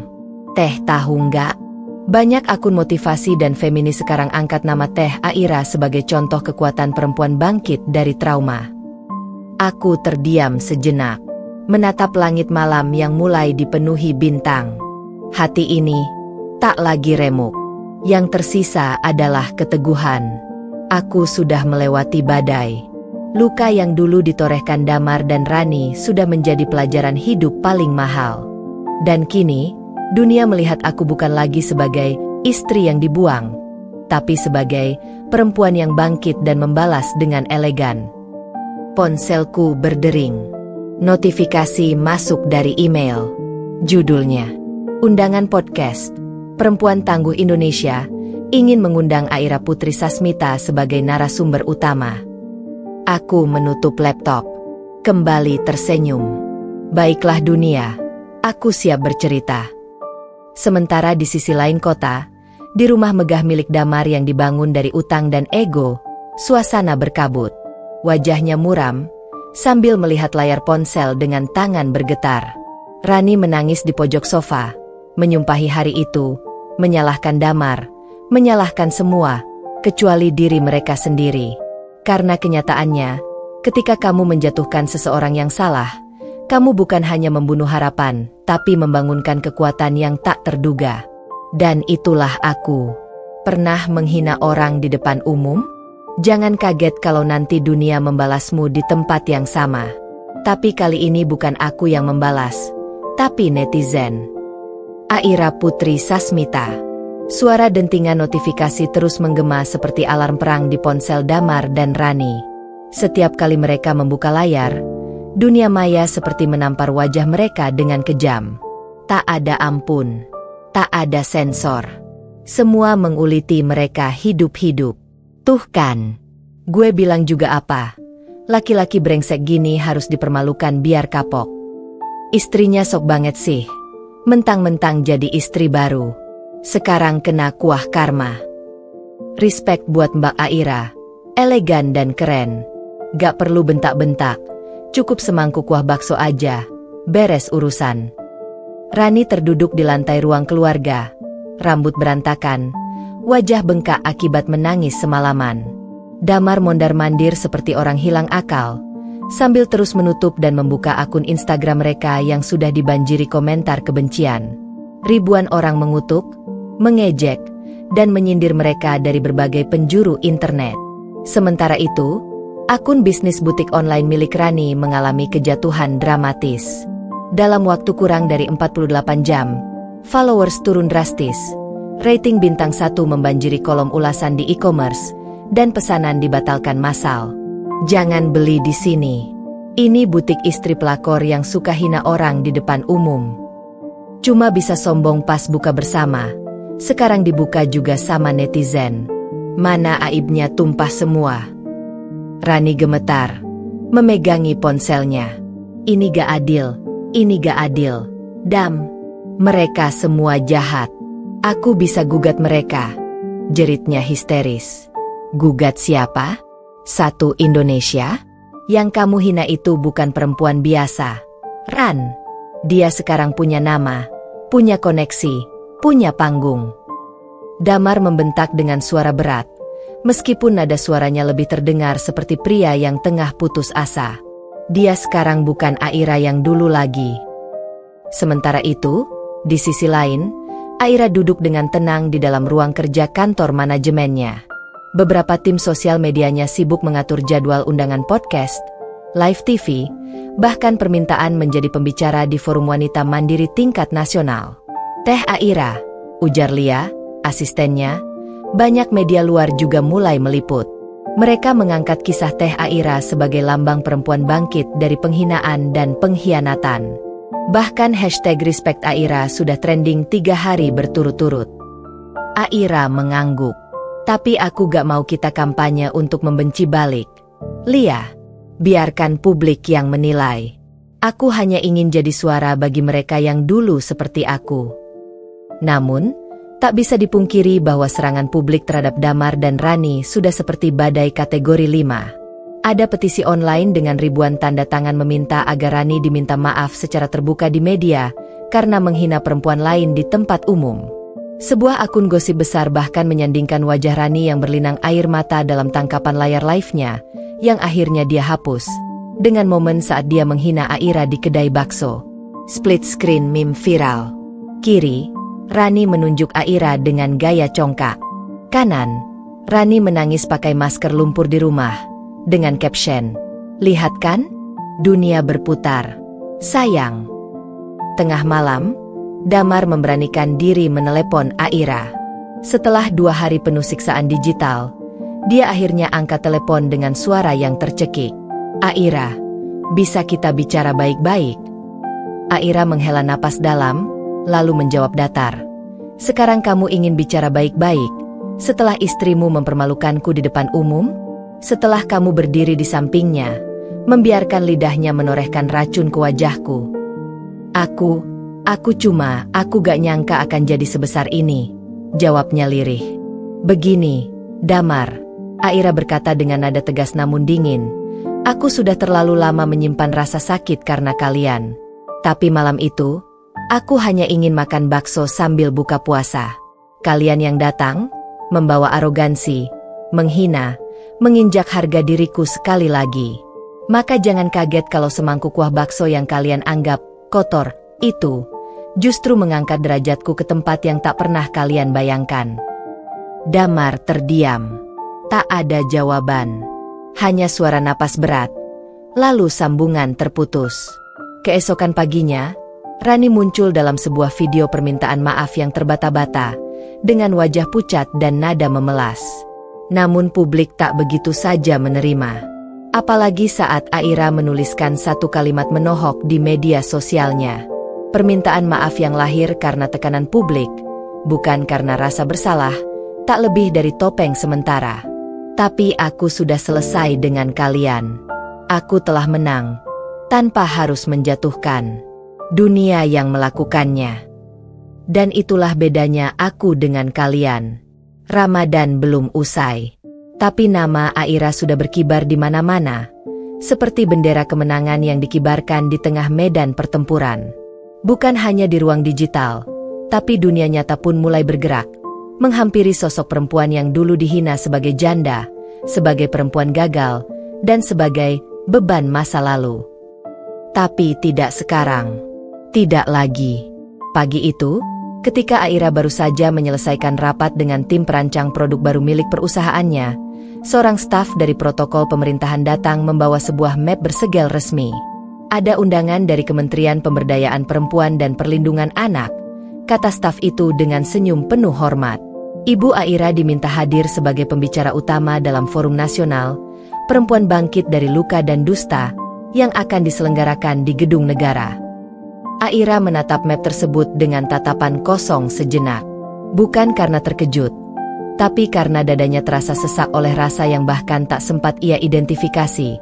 Adalah ini bentuk validasi dari semesta? Dari perjuangan yang dulu ia lalui sendirian, terisak dalam kamar sempit saat rumah tangganya runtuh? Lia, asistennya, menggenggam lengannya. Kamu layak dapat ini semua. Dunia akhirnya mendengar suara yang dulu hanya kamu bisikan sambil menahan tangis. Aira tersenyum. Tipis. Tapi dari sana terpancar kekuatan yang tak terbantahkan. Undangan tak berhenti sampai di situ. Sebuah grup sosialita elit Jakarta yang biasanya tak pernah melirik perempuan dari latar belakang seperti Aira, kini justru mengundangnya menjadi pembicara motivasi dalam acara buka bersama bertajuk Queen Talks, Empowering Women in a Judgmental World. Dan yang membuat lebih mengejutkan, acara itu diadakan di ballroom mewah Hotel Astra Grand Palace, tempat yang dulunya pernah ia datangi sebagai tamu tak diundang saat mantan suaminya menikah dengan Rani. Aira bahkan sempat memutar ulang momen itu di pikirannya. Malam ketika ia hanya bisa menatap undangan pernikahan Damar Rani yang dikirimkan ke tangannya seperti ejekan. Kini, gedung yang dulu menjadi simbol kehancuran hidupnya, menjadi panggung pembalasan yang elegan. Kita setujui undangan ini, kata Aira pada timnya. Yang hotel itu? Tanya Lia memastikan. Aira menatapnya. Matanya tajam tapi damai. Ya, aku akan kembali ke tempat itu. Tapi bukan sebagai tamu tak diundang. Kali ini, aku datang bukan untuk menangisi masa lalu. Aku datang untuk berdiri, dan membuat mereka yang pernah menjatuhkanku, menundukkan kepala. Di sisi lain kota, Damar menatap layar ponselnya dengan napas tak teratur. Ia membaca undangan publikasi acara sosialita tersebut. Nama Aira terpampang jelas dengan gelar baru di belakangnya. CEO Women Empowerment Figure. Rani yang berdiri di belakangnya menggertakkan gigi. Mau dia ngapain juga? Tetap aja masa lalunya kelam. Dia kan janda. Cukup, Rani, bentak Damar keras. Kamu pikir dengan omongan itu kamu bisa balikin reputasimu? Semakin kamu bicara, semakin kamu kelihatan iri dan kejam. Rani terdiam, tapi rahangnya mengeras. Keduanya tak sadar bahwa satu persatu teman mereka mulai menjauh. Undangan pesta pernikahan mendadak dibatalkan. Grup sosialita yang dulu jadi tempat Rani pamer gaya hidup, mendadak mengeluarkan namanya diam-diam. Dunia tak lagi memihak mereka. Hari acara besar pun tiba. Aira melangkah masuk ke ballroom megah itu dengan gaun anggun berwarna putih tulus, dikombinasikan dengan selendang emas yang menjuntai. Kamera media membidiknya. Lampu sorot mengikutinya. Semua mata tertuju padanya. Semua mulut berbisik. Tapi bukan hinaan seperti dulu, melainkan kekaguman. Beliau adalah perempuan yang tak hanya bangkit, tapi menyeret seluruh luka masa lalunya menjadi bahan bakar untuk sukses, kata MC membuka acara. Saat Aira naik ke panggung, ia mengambil mikrofon dan membuka pidatonya dengan tenang. Mungkin kalian kenal saya bukan dari kisah manis, tapi dari mangkuk bakso. Tapi siapa bilang kisah inspiratif selalu harus manis? Kadang, rasa pedas dan panas pun bisa membuka mata kita bahwa kita berhak membela diri dengan cara yang elegan. Tepuk tangan meledak. Beberapa wanita di kursi depan menitikkan air mata. Aira melanjutkan, "Aku bukan korban. Aku pejuang. Dan semua perempuan yang pernah dihina, direndahkan, dihinati, kalian juga bisa berdiri kembali. Dunia mungkin menjatuhkanmu sekali, tapi kamu yang menentukan, mau berdiri atau tetap di tanah." Di luar panggung, seorang jurnalis mendekati Aira. "Teh Aira, ada kabar bahwa mantan suami Teh dan istrinya sekarang sedang mengalami krisis bisnis dan sosial. Ada tanggapan?" Aira hanya menatap kamera sebentar, lalu menjawab kalem, "Karma tak pernah salah alamat. Tapi aku bukan pengantar paketnya. Aku hanya membuka pintu." Dan ia berlalu, meninggalkan decak kagum di belakangnya. Satu hal yang tak pernah bisa dihindari dari dunia ini adalah hukum sebab akibat. Mungkin lambat, mungkin datang dengan cara yang tak terduga, tapi satu hal pasti, ia datang. Diam-diam, perlahan, lalu menggulung seperti tsunami yang menghancurkan pondasi rapuh yang dibangun di atas keangkuhan, dusta, dan penghinaan terhadap orang yang tulus. Dan kini, tsunami itu datang menghantam rumah tangga Damar dan Rani. Di sebuah ruangan kantor mewah yang dulu dibanggakan Damar, suasana kini penuh dengan ketegangan dan kecemasan. Di meja bunda rapat, para pemegang saham mulai menggugat. Laporan keuangan menunjukkan penurunan drastis dalam 3 bulan terakhir. Sejak viralnya video Aira yang menyiram kuah bakso, yang awalnya dianggap hanya drama murahan, efek riaknya kini menjadi senjata balik bagi publik. Masyarakat yang dulu netral kini berbalik. Investor yang dulu percaya, kini menarik dana. Klien-klien besar membatalkan kerjasama. Tak ada yang mau menyentuh bisnis yang didirikan oleh seorang pria yang menghina mantan istrinya di depan umum, lalu membiarkan istri barunya menghina sesama perempuan. "Reputasi perusahaan Anda merosot drastis, Pak Damar," kata seorang investor asing dengan bahasa Indonesia kaku namun lugas. "Kami tidak bisa bertaruh pada seseorang yang tidak bisa menjaga integritas pribadi, apalagi profesional." Damar tertunduk, wajahnya pucat. Peluh menetes dari pelipisnya. Ia tak lagi setegas dulu. Suaranya tercekat. Ia kehilangan aura dominan yang dulu membuatnya disegani.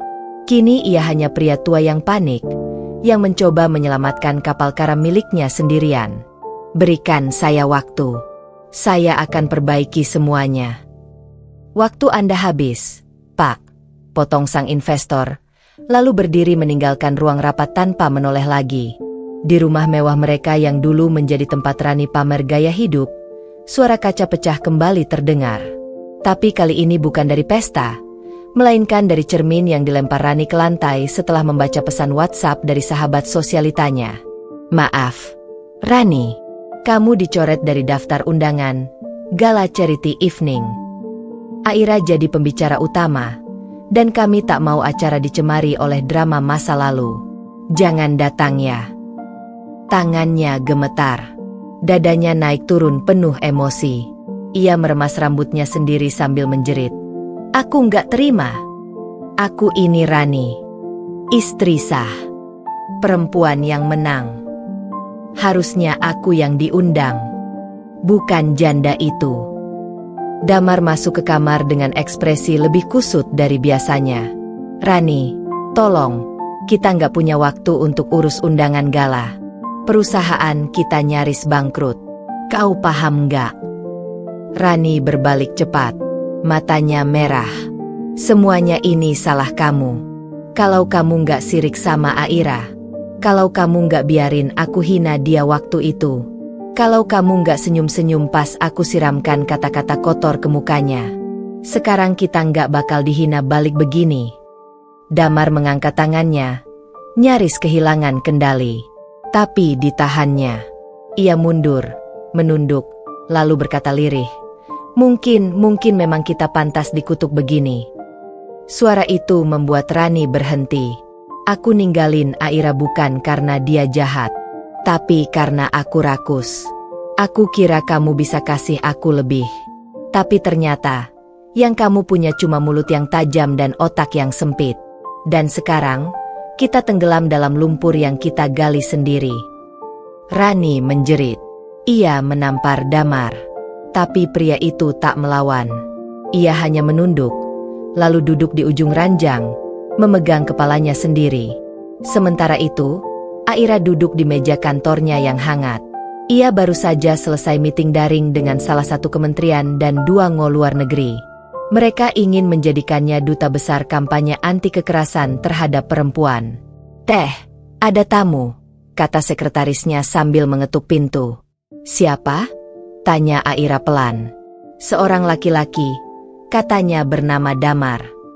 Aira terdiam. Seketika, suasana hatinya berubah. Sejenak pikirannya melayang ke masa lalu, pada wajah lelaki itu, lelaki yang dulu mengkhianati janji pernikahan dan menertawakan air mata yang ia tumpahkan. Aira menatap keluar jendela, pada matahari sore yang mulai tenggelam, lalu berkata tenang, suruh dia tunggu. Dan ia tidak bergegas. Damar duduk di ruang tunggu mewah itu seperti seorang pasien yang menunggu vonis dari dokter. Tangannya berkeringat, napasnya pendek. Setelah 10 menit, pintu ruangan terbuka. Aira berdiri di sana, anggun, tenang, dengan sorot mata yang tajam namun teduh. Silakan masuk, katanya, datar. Damar bangkit, langkahnya berat. Ia duduk di hadapan Aira yang kini berdiri sebagai sosok yang jauh di atasnya. Aku hanya ingin minta maaf, kata Damar akhirnya. Suaranya lirih, nyaris tak terdengar. Aira mengangguk kecil. Aku sudah maafkan kamu sejak lama. Bukan karena kamu layak dimaafkan, tapi karena aku tak mau hatiku disandera oleh orang sepertimu.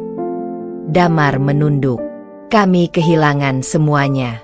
Bisnis, teman, bahkan rasa hormat dari keluarga kami. Aira menyandarkan punggungnya. Itu bukan urusanku. Itu urusan kalian dengan karma. Aku bukan pengadil. Tapi aku yakin, setiap dosa ada balasannya, cepat atau lambat. Damar berdiri, nyaris menangis. Kamu benar-benar sudah berubah, Aira. Aira tersenyum tipis. Aku tidak berubah, Damar. Aku hanya berhenti jadi perempuan yang kamu injak, dan mulai jadi perempuan yang kamu harus hormati. Saat Damar pergi dari ruangan itu dengan langkah tertatih dan hati remuk, Aira menatap langit senja dari balik jendela. Ia tak merasa puas. Ia tak merasa balas dendam. Ia hanya merasa bebas. Dan di hati kecilnya, ia berbisik, terima kasih, Tuhan. Engkau balaskan bukan dengan taring, tapi dengan mahkota. Hari-hari penuh aib telah menjadi bagian dari hidup Damar dan Rani. Mereka yang dahulu begitu bangga berjalan dengan dagu menengadah, kini bahkan tak berani menatap cermin. Nama mereka menjadi simbol penghinaan, viral sebagai pasangan sombong yang mempermalukan perempuan tangguh hanya karena masa lalu yang tak bisa mereka terima. Pagi itu, Rani keluar dari rumah dengan hoodie besar, kacamata hitam tebal, dan masker medis menutup hampir seluruh wajahnya.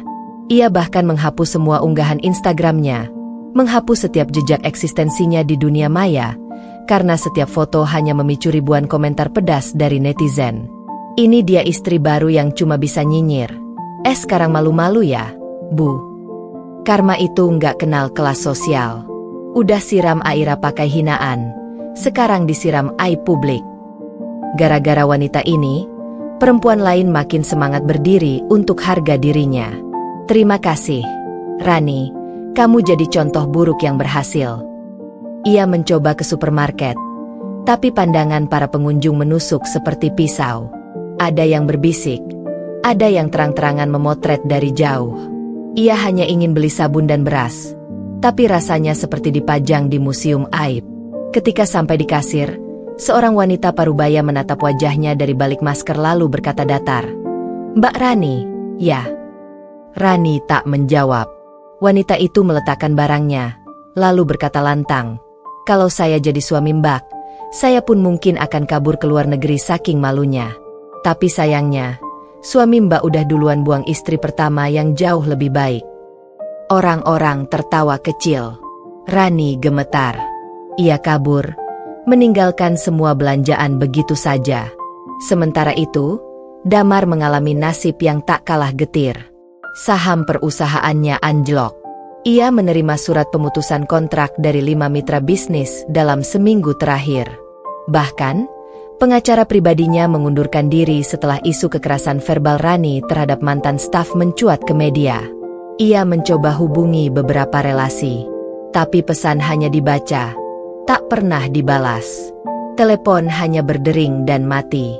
Satu-satunya tempat yang bisa ia datangi hanyalah rumah ibunya, tempat terakhir yang masih mau membuka pintu. Tapi hari itu, untuk pertama kalinya, ibunya sendiri pun bersikap dingin. "Damar, kamu bukan anak yang kubanggakan lagi," ucap perempuan tua itu lirih, menggenggam rosario di tangannya. "Kamu hancurkan istrimu yang setia, lalu kamu hidup dengan wanita yang bahkan tak punya sopan santun untuk menghormati orang lain di depan umum." "Ibu, tolong, jangan begini." Damar terduduk di lantai, menangis. Ia tak pernah sesakit ini. Tapi ibunya menatap kosong. "Kamu tahu, Aira itu dulu setiap lebaran bawain aku kue buat sendiri. Dia cium tangan ibu. Bahkan saat kalian ribut-ribut, dia masih sempat kirim parcel. Kamu gantikan dia dengan wanita yang mempermalukan keluargamu di depan dunia. Dulu ibu diam, sekarang ibu malu." Sementara di sisi lain Jakarta, Aira kembali tampil dalam acara podcast besar. Kali ini ia diundang oleh kanal wanita nomor 1 di Indonesia yang mengangkat tema perempuan, harga diri, dan luka yang membuat kuat. Ia datang mengenakan setelan biru laut, riasan minimalis, dan senyum yang meneduhkan. Ia tak datang sebagai korban, tapi sebagai simbol kekuatan perempuan yang bangkit. Salah satu potongan pernyataannya viral. "Saya tidak siram mereka karena saya marah. Saya hanya ingin mereka tahu rasa dari penghinaan yang dulu mereka lontarkan dengan tawa. Kuah bakso itu bukan amarah. Itu pengingat bahwa saya pernah diremehkan. Dan saya bangkit bukan untuk dendam, tapi untuk menegaskan, saya bukan perempuan yang bisa diludahi seenaknya." Netizen menyambutnya dengan pujian. Media mengangkat kisahnya menjadi dokumenter mini. Lembaga perempuan dan komunitas hukum pun menjadikannya pembicara dalam forum-forum advokasi hak perempuan. Nama Aira Putri Maheswari menjadi ikon nasional. Damar dan Rani kini bahkan tak berani menyebut nama itu. Bahkan menyebut Aira, di antara mereka seperti memanggil hantu dari masa lalu yang siap menyeret mereka kembali ke neraka sosial yang tak kunjung selesai. Mereka mulai menyebutnya hanya sebagai "dia itu" atau "yang dulu". "Aku mimpi lagi tentang dia itu," kata Rani suatu malam dengan suara serak. Damar yang terbaring di sebelahnya hanya menatap langit-langit. "Hampa. Aku juga. Hampir setiap malam." Rani menoleh. "Kamu masih mencintai dia?" Hening. Lalu jawaban itu datang, pelan, namun menghantam. "Iya. Tapi bukan karena dia perempuan yang cantik. Tapi karena sekarang, aku sadar, aku telah kehilangan seseorang yang tak bisa digantikan oleh dunia manapun." Rani meneteskan air mata. Tapi bukan karena tersentuh, melainkan karena ia tahu bahkan dalam kehancuran, Damar tetap mencintai seseorang yang bukan dirinya. Dan sejak malam itu, mereka hidup dalam rumah tanpa suara, tanpa percakapan, tanpa kebanggaan. Hanya ada sunyi, rasa bersalah, dan nama yang tak berani lagi mereka sebut. Aira. Nama yang tak mereka sebut, tapi menghantui setiap denyut kehidupan mereka. Jakarta sore itu lengang karena hujan turun dengan derasnya. Di sebuah ballroom hotel bintang 5, ribuan pasang mata tertuju ke arah podium yang berdiri megah di tengah ruangan. Karpet merah terbentang, deretan kursi VVIP dipenuhi pejabat tinggi, selebriti, CEO perusahaan besar, dan tokoh nasional. Acara bertajuk Perempuan Hebat Indonesia 2025. Malam ini tidak sekadar seremoni penghargaan biasa. Ini adalah panggung pembuktian bahwa luka bukan akhir, tapi bahan bakar untuk terbang lebih tinggi. Dan di tengah semua sorotan lampu, musik orkestra, dan gemuruh tepuk tangan, muncullah satu nama yang mengguncang ruangan. Selamat kepada penerima penghargaan utama tahun ini, Aira Putri Maheswari, atas dedikasi, perjuangan, dan inspirasinya bagi jutaan perempuan Indonesia. Aira melangkah mantap ke atas podium. Ia mengenakan gaun panjang warna emas gading dengan balutan selendang songket dari Sumatera yang melingkar anggun di bahunya. Rambutnya disanggul rapi, bibirnya dihiasi senyum hangat, dan matanya bersinar, bukan karena glamor, melainkan karena percaya diri yang lahir dari luka yang ia peluk dan bangun menjadi kekuatan. Ia berdiri di depan mikrofon, memandang ke hadapan ribuan tamu dan jutaan penonton siaran langsung di televisi dan YouTube. Saya berdiri di sini bukan sebagai korban. Saya berdiri sebagai saksi hidup bahwa perempuan bisa terluka, dihina, ditinggalkan, dijatuhkan, tetapi masih bisa bangkit, dan bahkan melampaui batas yang mereka kira tidak mungkin. Saya pernah duduk di ruang tamu sambil menangis karena suami saya membawa perempuan lain ke pelaminan. Saya pernah berdiri di teras rumah mertua dengan tangan gemetar karena diusir seperti pembantu tak berguna. Tapi hari ini, saya berdiri di panggung ini, bukan karena ingin balas dendam, tapi karena saya ingin setiap perempuan tahu, kalian berharga. Jangan biarkan siapapun merendahkan kalian hanya karena mereka tak mampu menghargai cahaya kalian. Seluruh ruangan berdiri. Standing ovation menggema seperti badai. Banyak yang menangis. Banyak yang terharu. Bahkan para laki-laki di ruangan itu pun tampak menunduk, merenung, menahan haru.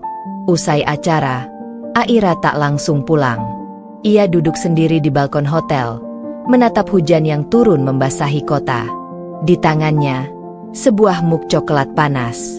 Di hadapannya, layar ponsel menampilkan pesan-pesan dari ribuan perempuan.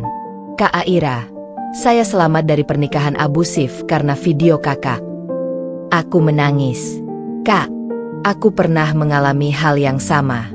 Sekarang aku mau bangkit. Kak Aira, aku dulu takut bicara. Sekarang aku jadi berani. Air matanya menetes. Bukan karena sedih, tapi karena ia tahu, luka yang dulu ingin ia kubur, kini justru jadi jembatan untuk menyelamatkan ribuan jiwa. Ia teringat malam ia berdiri di depan warung bakso itu, menggenggam mangkuk panas, menahan emosi, lalu melepaskannya tepat ke wajah dua orang yang dulu meremehkannya. Dan kini, di puncak dunia, ia bukan lagi wanita yang ingin membalas. Ia sudah selesai dengan masa lalu. Ia tak butuh dendam. Ia sudah menang, bukan karena orang lain kalah, tapi karena ia berdamai dengan dirinya sendiri. Di sisi lain kota, Damar menatap layar televisi yang memutar ulang siaran penghargaan itu. Ia duduk di ruang tamu kecil rumah kontrakan baru yang ia dan Rani tempati setelah rumah besar mereka dijual untuk membayar utang perusahaan. Ia memeluk lutut. Di sebelahnya, Rani menangis pelan. Dia benar-benar lebih dari kita kira, ucap Rani lirih. Damar hanya mengangguk, tak mampu berkata-kata. Yang dulu mereka hina kini dipuja dunia. Yang dulu mereka tertawakan kini menjadi inspirasi nasional. Dan mereka? Tak lebih dari dua nama yang dikenal karena kebodohan dan keangkuhan yang viral di media sosial. Sementara itu, Aira menutup malamnya dengan sujud syukur. Ia tahu, hidup akan terus bergerak. Tapi apapun yang terjadi ke depan, ia tak akan pernah lagi membiarkan siapapun menginjak harga dirinya. Ia tak akan lagi membiarkan cinta membutakan logika. Ia kini perempuan yang utuh. Perempuan yang tahu siapa dirinya. Dan siapapun yang mencoba merendahkannya lagi, hanya akan berhadapan dengan versi dirinya yang lebih kuat, lebih bijak, dan tak terpengaruh oleh cercaan. Perempuan bernama Aira itu kini tak bisa lagi dijatuhkan, bahkan oleh kenangan terburuknya sendiri. Hari itu, nama Damar Arya Pradipta dan Rani Febiola menjadi trending topik nomor 1 di semua media sosial. Tapi bukan karena prestasi, bukan karena kehebatan, tapi karena aib dan kesombongan yang terekam jelas di video yang kini telah tersebar di seluruh jagat maya. Cuplikan itu hanya berdurasi 2 menit, tapi cukup untuk menghancurkan reputasi seumur hidup. Itu mantan istri lo, Dam? Hahaha, tampangnya biasa aja, pantes lo ganti. Suara Rani terdengar begitu congkak dalam video yang direkam pengunjung warung bakso saat insiden itu terjadi. Udah kayak perempuan kampung miskin ngemis perhatian, Damar menimpali, lengkap dengan tawa mengejek. Kemudian, semua terdiam saat video itu menunjukkan Aira berdiri perlahan, menatap keduanya, lalu menyiram kuah bakso panas ke wajah mereka, bukan dengan emosi brutal, tapi dengan tenang, elegan, dan penuh wibawa. Sebuah momentum ikonik yang langsung diberi tagar. Kuah bakso keadilan. Aira bangkit. Perempuan melawan penghinaan. Media nasional seperti Kompas, Tempo, bahkan CNN Indonesia mengangkat berita itu. Judul-judul sensasional memenuhi portal. Dulu dihina, kini dipuja. Aira P. Maheswari, dari korban kekerasan verbal menjadi ikon nasional. Mantan suami dan istri barunya dihujat netizen setelah menghina Aira di tempat umum. Netizen bersatu bela Aira. Kami bangga punya perempuan seperti dia. Dampak bagi Damar? Perusahaannya kehilangan investor. Banyak klien menarik kerjasama karena tidak mau nama mereka dikaitkan dengan pria yang viral karena merendahkan perempuan. Bahkan, salah satu rekan bisnis Jepang mengeluarkan pernyataan. Kami menghargai perempuan dalam budaya kami. Kami tidak bisa bekerja sama dengan pihak yang tidak menghormati perempuan, apalagi yang punya reputasi buruk di ruang publik. Papan nama kantornya diturunkan. Beberapa karyawan keluar. Saham perusahaan anjlok. Pihak keluarga besarnya, yang dulu begitu membela Damar, kini menutup pintu. Mereka malu. Mereka muak. Bahkan ayah Damar menyampaikan pernyataan terbuka bahwa ia menyesal pernah menolak Aira dulu. Dulu kami buta. Kini kami malu. Aira, maafkan kami. Rani, lebih parah. Akun media sosialnya dibanjiri komentar. Nih perempuan pantes disiram kuah panas. Mulutnya jahat. Sombong banget padahal gak ada apa-apanya dibanding Aira. Kau menghina perempuan hebat, sekarang terima akibatnya. Endorsement yang dulu mengantre kini membatalkan kerjasama. Salah satu brand skincare menuntut Rani atas pencemaran nama baik, karena nama mereka tercantum dalam bio saat video itu viral. Rani stres. Setiap keluar rumah, ia merasa diawasi. Setiap membuka HP, ia dihujani komentar negatif. Ia menangis setiap malam.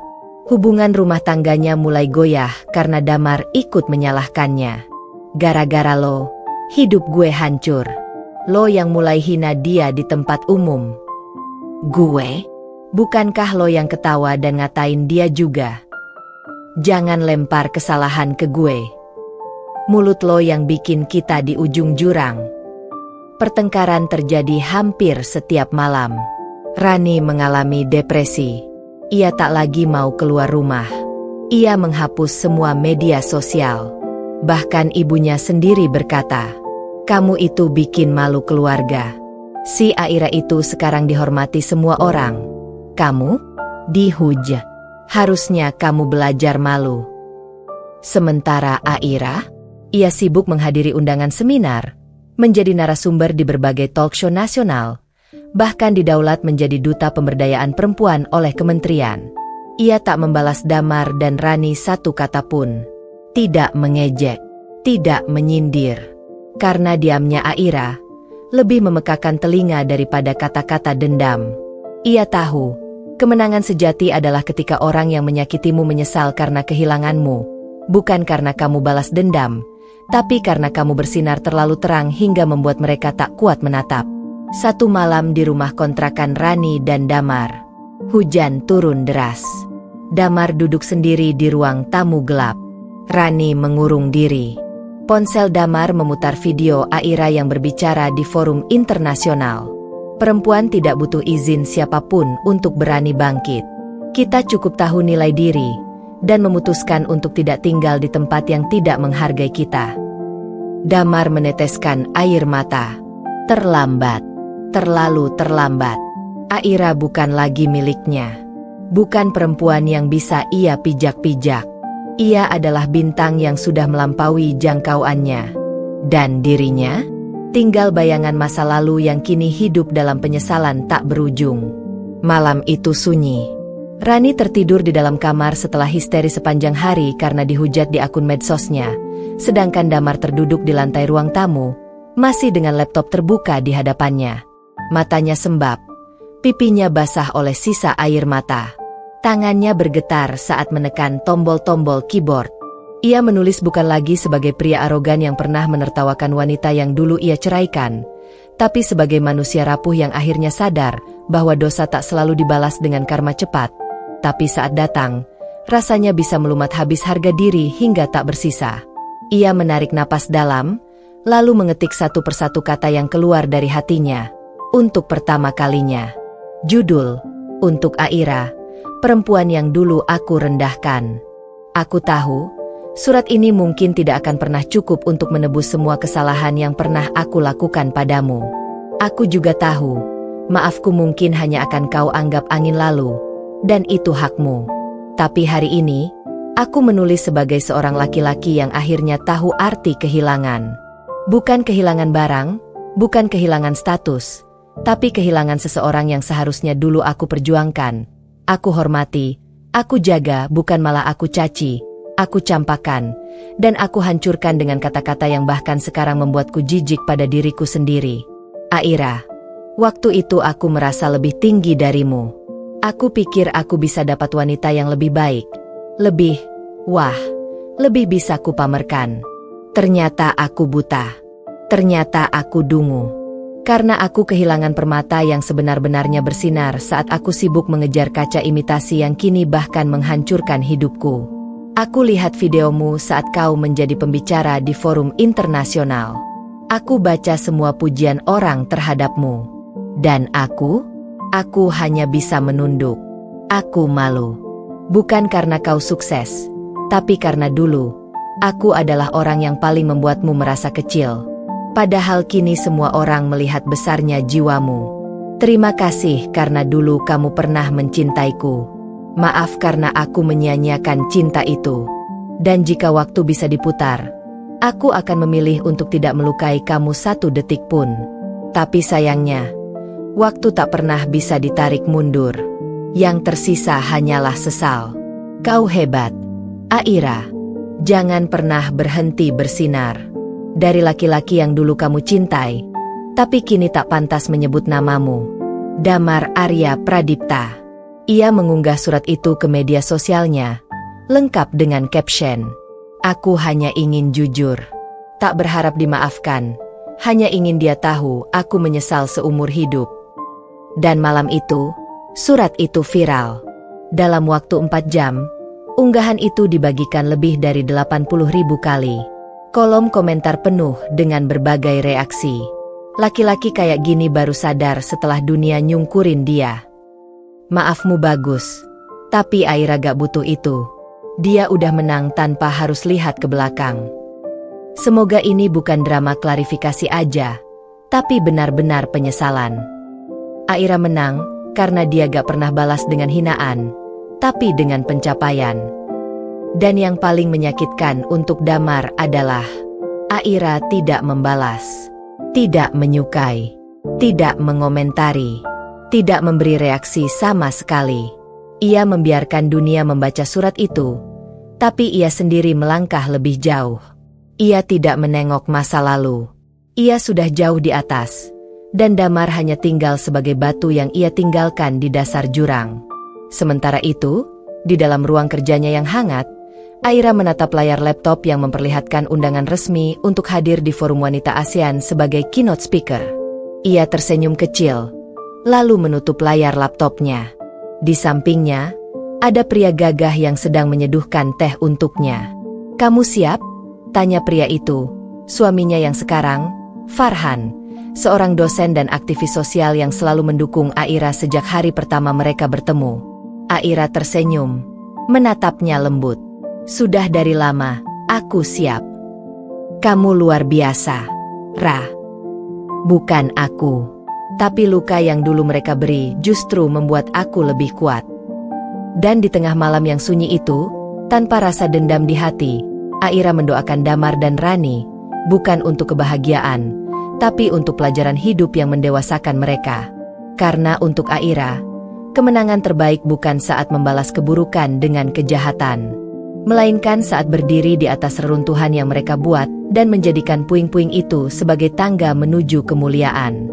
Matahari menyengat tajam pagi itu. Di kompleks perumahan elit tempat Damar dan Rani tinggal, suara teriakan wanita membuat para tetangga melongo keluar rumah. Rani, dengan rambut acak-acakan dan mata merah menyala, menyeret koper besar dari dalam rumah, melemparkannya ke teras, lalu membanting pintu dengan penuh amarah. "Keluar kamu, Damar. Sekarang juga!" teriaknya dengan suara tinggi, membuat beberapa anak kecil yang sedang bermain di halaman terkejut dan berlari pulang. Damar, yang baru turun dari lantai atas, tampak lelah. Wajahnya pucat, matanya sayu. Ia belum tidur semalaman, pikirannya kalut oleh komentar netizen yang menghujatnya habis-habisan. Tapi yang lebih menyakitkan adalah Rani. Wanita yang dulu ia banggakan di hadapan Aira, kini berbalik menghinanya seperti sampah. "Kamu bikin aku hancur, Mar. Aku gak bisa keluar rumah tanpa orang bisik-bisik. Anak-anak kecil aja nunjuk-nunjuk aku. Kamu laki-laki macam apa sih?" "Rani, aku minta maaf. Aku juga hancur," lirih Damar. Rani menatapnya penuh jijik. "Maaf kamu tuh gak akan bisa nyembuhin rasa malu aku. Aku malu jadi istrimu. Aku malu pernah rebut kamu dari perempuan kayak Aira. Gila aku dulu." Dengan napas memburu, Rani melemparkan sisa piring kaca ke arah Damar, nyaris mengenai kepala. Damar mundur panik, terjatuh di anak tangga, dan untuk sesaat, ia hanya bisa menangis dalam diam. Air matanya menetes, bukan karena rasa sakit fisik, tapi karena semua yang dulu ia banggakan, kini menjelma menjadi aib. Beberapa jam kemudian, kabar pengusiran itu tersebar di grup komplek. Damar resmi diusir dari rumah oleh Rani. Dan Rani? Ia ditertawakan para tetangga yang dulu sempat kagum pada pasangan baru itu. Karma datang begitu brutal. Sementara itu, di sisi dunia yang jauh lebih tenang, Aira melangkah anggun di koridor Istana Negara.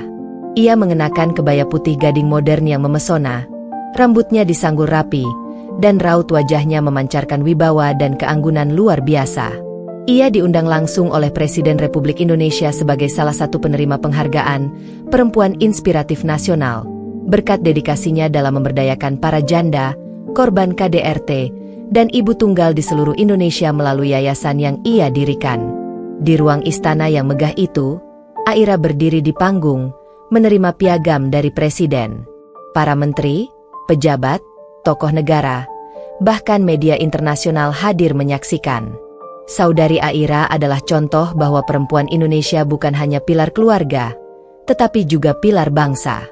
Dari luka, beliau bangkit. Dari hinaan, beliau membuktikan. Ini Indonesia. Dan Aira adalah wajah kebangkitan itu.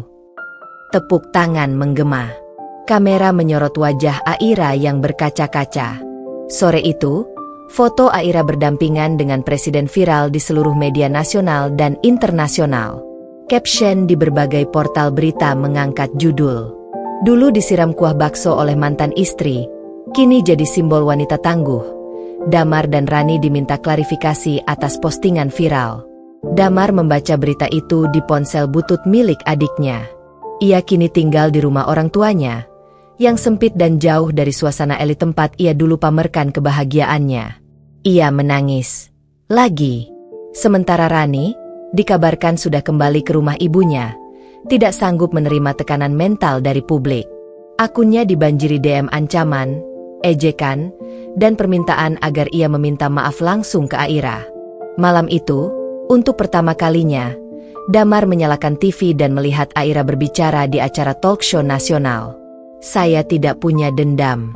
Yang saya miliki hanya harapan, agar perempuan di luar sana tahu bahwa mereka tidak sendiri. Kita bisa bangkit. Saya pernah diinjak, pernah dihina, tapi saya percaya Tuhan tidak tidur. Selama kita tidak menyerah, dunia akan melihat perjuangan itu. Dan Damar? Ia meletakkan kepala di atas bantal, menangis dalam hening. Seketika itu juga, ponselnya berbunyi. Sebuah SMS dari nomor tak dikenal masuk.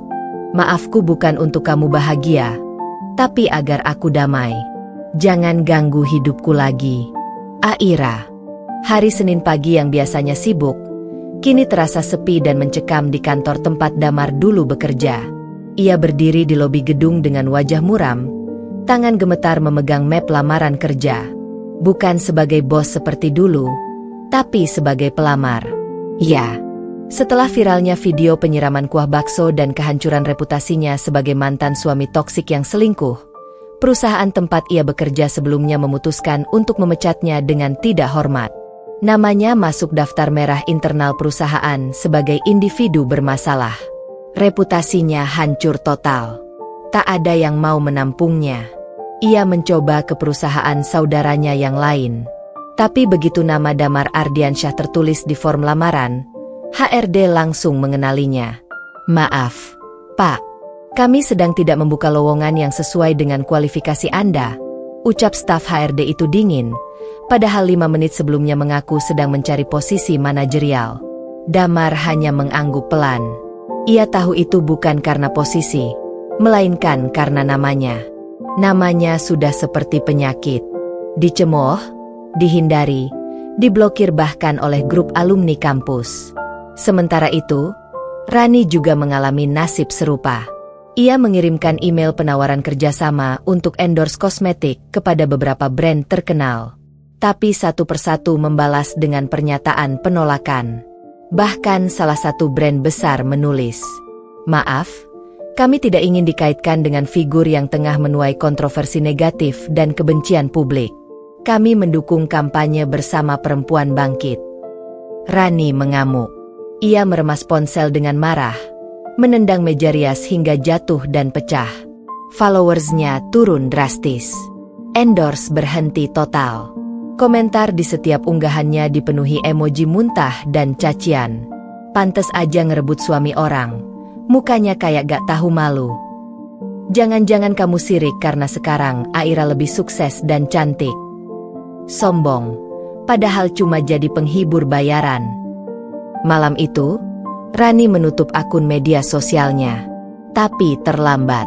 Screenshot jejak digitalnya sudah menyebar. Hidupnya tidak akan pernah kembali sama. Sementara itu, Aira duduk tenang di balkon lantai 25 apartemen mewahnya. Angin malam menyapu wajahnya lembut, membelai rambut panjangnya yang terurai indah. Di tangannya ada segelas teh melati, dan di pangkuannya duduk seorang anak kecil, Arkana, anak sematawayangnya dengan Damar yang kini tumbuh cerdas dan hangat. "Bunda, aku bangga banget sama Bunda," ucap Arkana sambil menatap langit. Aira tersenyum, mengelus rambut anaknya. "Bunda juga bangga punya anak seperti kamu, Nak." Ponselnya berbunyi.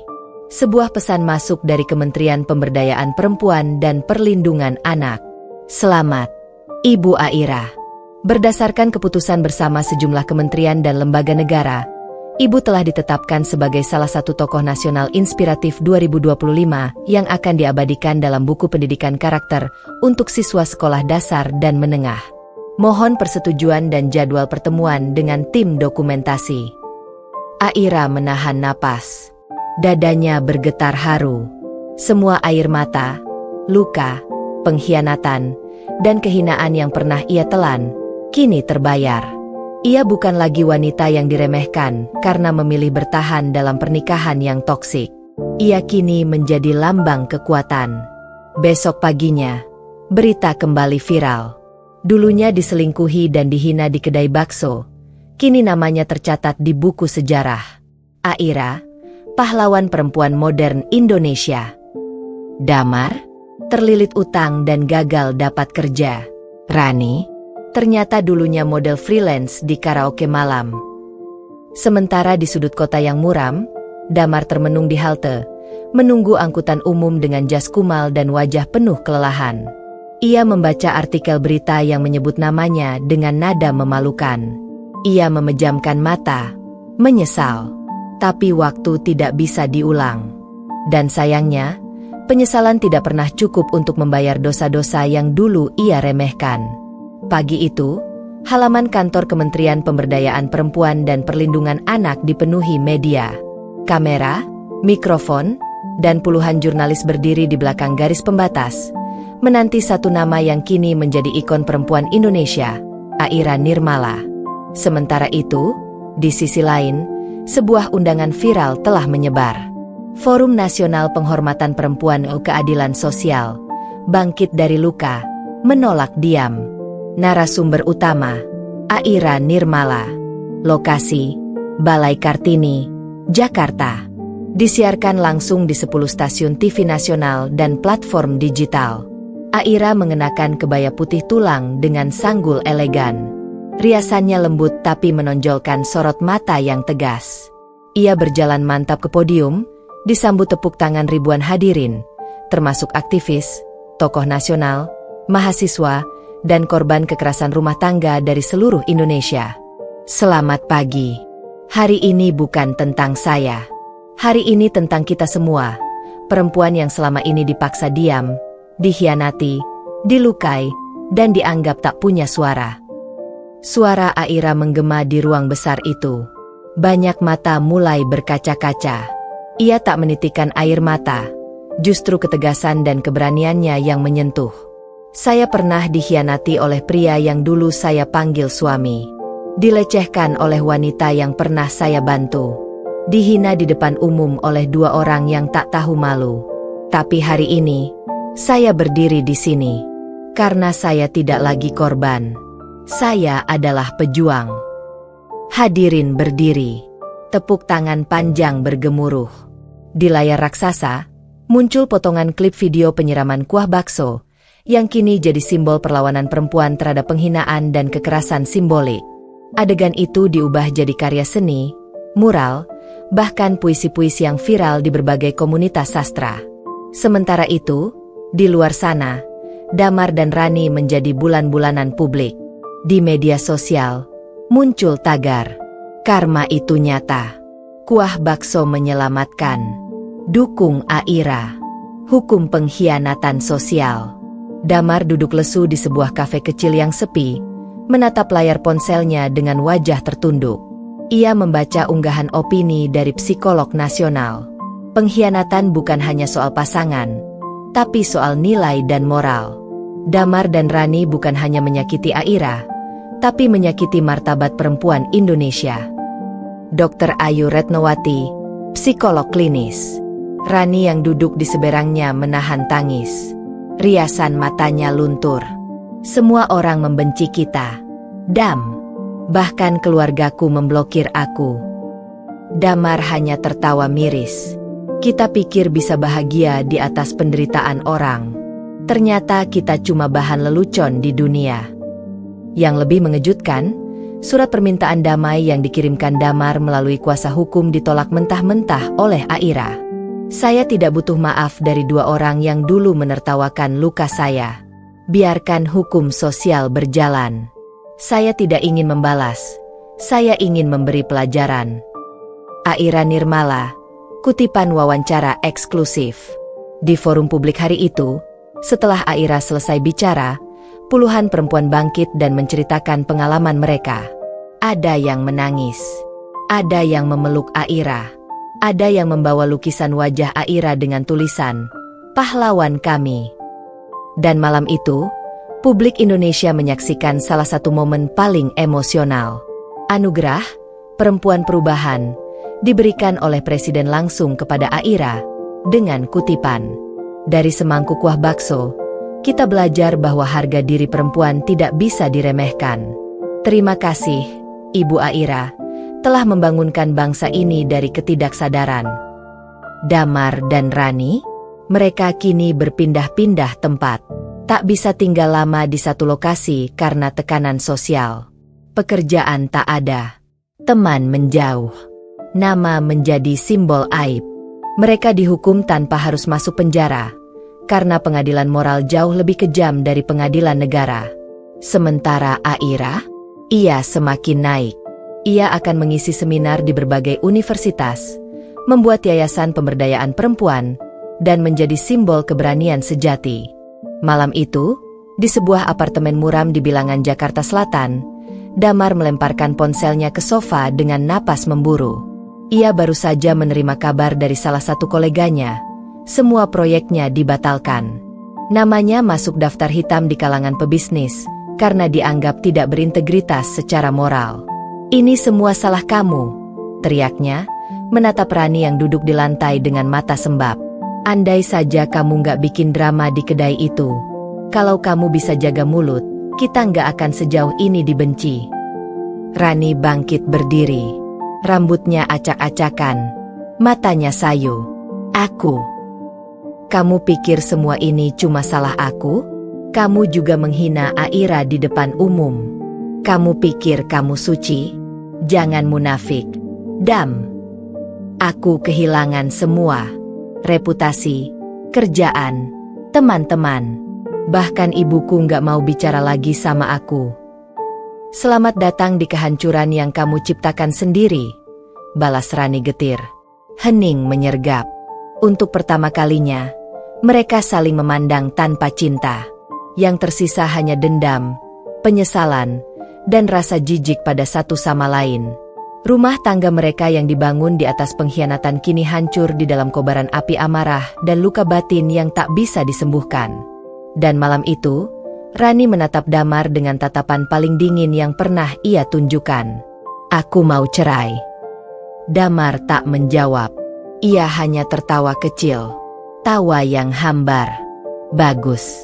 Karena aku juga sudah bosan hidup dengan bayangan Aira di setiap sudut rumah ini." Di sisi dunia yang sangat berbeda, Aira mengenakan gaun formal hitam elegan dengan selendang batik. Ia duduk di kursi kehormatan Sidang Umum Perserikatan Bangsa-Bangsa, PBB, mewakili Indonesia sebagai pembicara utama dalam Forum Global Voices of Women Survivors. Kehadirannya disambut penuh penghargaan. Wajah Aira terpampang di layar lebar dengan tulisan besar, "From Victim to Voice, The Power of Standing Up. Aira Nirmala, Indonesia." Tatapan Aira menyapu ruangan. Tokoh-tokoh dunia dari berbagai negara menunduk memberi hormat. Kamera dunia tertuju padanya. "Saya datang dari negeri yang indah, penuh adat, tapi juga masih menyimpan luka di balik budaya diam. Saya adalah korban pengkhianatan. Tapi hari ini, saya berdiri di sini bukan sebagai orang yang kalah, melainkan sebagai suara bagi mereka yang selama ini bungkam." Sorak tepuk tangan membahana. Dalam pidatonya, Aira menyampaikan pesan tentang pentingnya penghormatan martabat perempuan, pentingnya keadilan sosial, dan bagaimana penghinaan kecil di tempat umum bisa berdampak pada peradaban jika dibiarkan. Satu kalimatnya yang paling viral. "Mereka menyiram saya dengan hinaan. Saya membalas dengan semangkuk kuah bakso. Bukan untuk menyakiti, tapi untuk menyadarkan. Karena kadang, hanya dengan tindakan kecil yang tak terduga, suara perempuan bisa akhirnya didengar dunia." Setelah pidato itu, tagar Airainun dan From Bakso to Global viral di lebih dari 40 negara. Jutaan perempuan di seluruh dunia membuat video testimoni, menyebut Aira sebagai simbol harapan. Sementara itu, Rani menangis sendirian di kantor pengacara, mengisi formulir gugatan cerai. Tak ada kemewahan seperti dulu. Tak ada cincin berlian. Tak ada gengsi. Hanya sepi dan aib. Damar duduk di mobil tua sewaan, membaca berita utama. Istri baru gugat cerai Damar. Pernikahan penuh aib resmi runtuh. Aira beri kuliah umum di Harvard dan Oxford. Diundang PBB lagi tahun depan. Ia menutup ponsel dan memandang jalanan Jakarta. Untuk pertama kalinya dalam hidupnya, Damar merasa betul-betul kalah. Langit sore di kampung halaman Aira berubah cerah seolah menyambut langkah pulangnya setelah sekian tahun berjuang dalam diam dan luka. Pesawat pribadi yang disediakan oleh lembaga internasional mendarat di landasan kecil bandara daerah. Saat pintu kabin terbuka, Aira melangkah turun dengan anggun, mengenakan kebaya putih dengan sentuhan emas dan selendang merah marun. Tiba-tiba, suara tabuhan rebana dan sorakan menggema. Ribuan warga desa, anak-anak, ibu-ibu, tokoh adat, dan guru-guru SD-nya berdiri berjajar memadati lapangan menyambut kedatangan Aira. Ada spanduk besar bertuliskan, "Selamat datang Aira Nirmala, kebanggaan kampung kita, suara dunia." Aira tertegun. Matanya berkaca-kaca. Dulu, ia meninggalkan desa ini dengan luka di hati, malu karena diceraikan, dihina, dan ditinggalkan oleh pria yang ia cintai. Kini, ia kembali bukan sebagai wanita yang dikasihani, tetapi sebagai simbol kekuatan, kehormatan, dan martabat perempuan. Tangis haru pecah ketika ibunya memeluknya erat di tengah kerumunan. "Nak, ibu bangga. Semua ini hasil sabarmu. Doamu yang tak pernah ibu tahu." Aira mencium tangan ibunya. "Maaf karena pernah membuat ibu malu. Tapi aku janji, ibu tak akan pernah merasa hina lagi karena jadi ibuku." Di malam harinya, Aira menjadi bintang dalam acara kehormatan kampung. Lapangan desa disulap menjadi panggung megah. Ada orkestra kecil, tenda penuh lampu kerlap-kerlip, dan ratusan warga duduk menyaksikan dokumentasi perjuangan Aira diputar di layar tancap. Video saat ia menyiram Damar dan Rani dengan kuah bakso di kedai viral ditampilkan dengan narasi inspiratif. Aira naik ke panggung. Dengan suara lembut namun mantap, ia berkata, "Dulu aku dikatakan perempuan tidak berguna. Tapi hari ini aku tahu, luka bisa jadi bahan bakar. Dulu aku dihina karena status janda. Kini aku dipeluk dunia karena suara perempuan tak boleh dibungkam." Sorak-sorai meledak. Bahkan para pemuda kampung berdiri dan berteriak, "Hidup Aira! Hidup wanita kuat!" Tapi kejutan belum berakhir. Di akhir acara, MC mengumumkan, "Dan malam ini, kami akan membuka pengumuman terbesar. Aira Nirmala resmi mencalonkan diri sebagai anggota DPR RI Dapil Jawa Tengah II." Semua orang terkejut. Aira tersenyum lalu menambahkan, "Aku tak ingin hanya bicara. Aku ingin membuat undang-undang. Undang-undang yang bisa melindungi perempuan dari penghinaan di ranah domestik dan publik. Dari kata-kata yang mencabik harga diri." Sementara itu, di Jakarta, Damar duduk di kamar kos kecil, menonton video Aira di kampung lewat YouTube.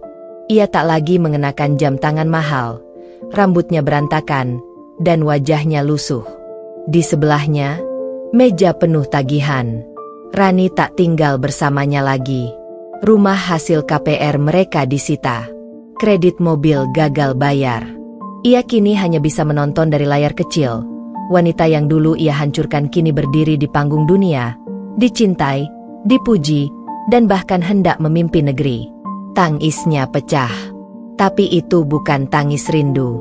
Itu tangis kekalahan yang tak bisa diputar ulang. 1 minggu kemudian, Aira muncul di siaran nasional. Ia duduk berdampingan dengan Menteri Perempuan dan aktivis dunia. Wajahnya tegas. Kata-katanya mantap. Perempuan tak perlu membalas dengan kekerasan. Tapi kita boleh menyiram dunia yang kotor dengan keberanian. Dan kadang, semangkuk kuah bakso adalah awal revolusi. Penonton bertepuk tangan. Jutaan komentar masuk. Tagar siram dengan martabat menjadi trending global. Penutup. Aira kini menjalani hari-hari sebagai politisi, pembicara internasional, penulis buku, dan pejuang kesetaraan. Ia tak lagi didefinisikan oleh siapa yang meninggalkannya, tapi oleh siapa dirinya sebenarnya. Dan bagi banyak orang, Aira bukan sekadar wanita biasa. Ia adalah wajah dari kemuliaan setelah dihina, suara dari air mata yang tak lagi jatuh diam-diam, dan simbol bahwa bahkan semangkuk kuah bakso pun bisa menjadi alat pembebasan yang paling menggelegar jika disiram oleh wanita yang tepat. Tama.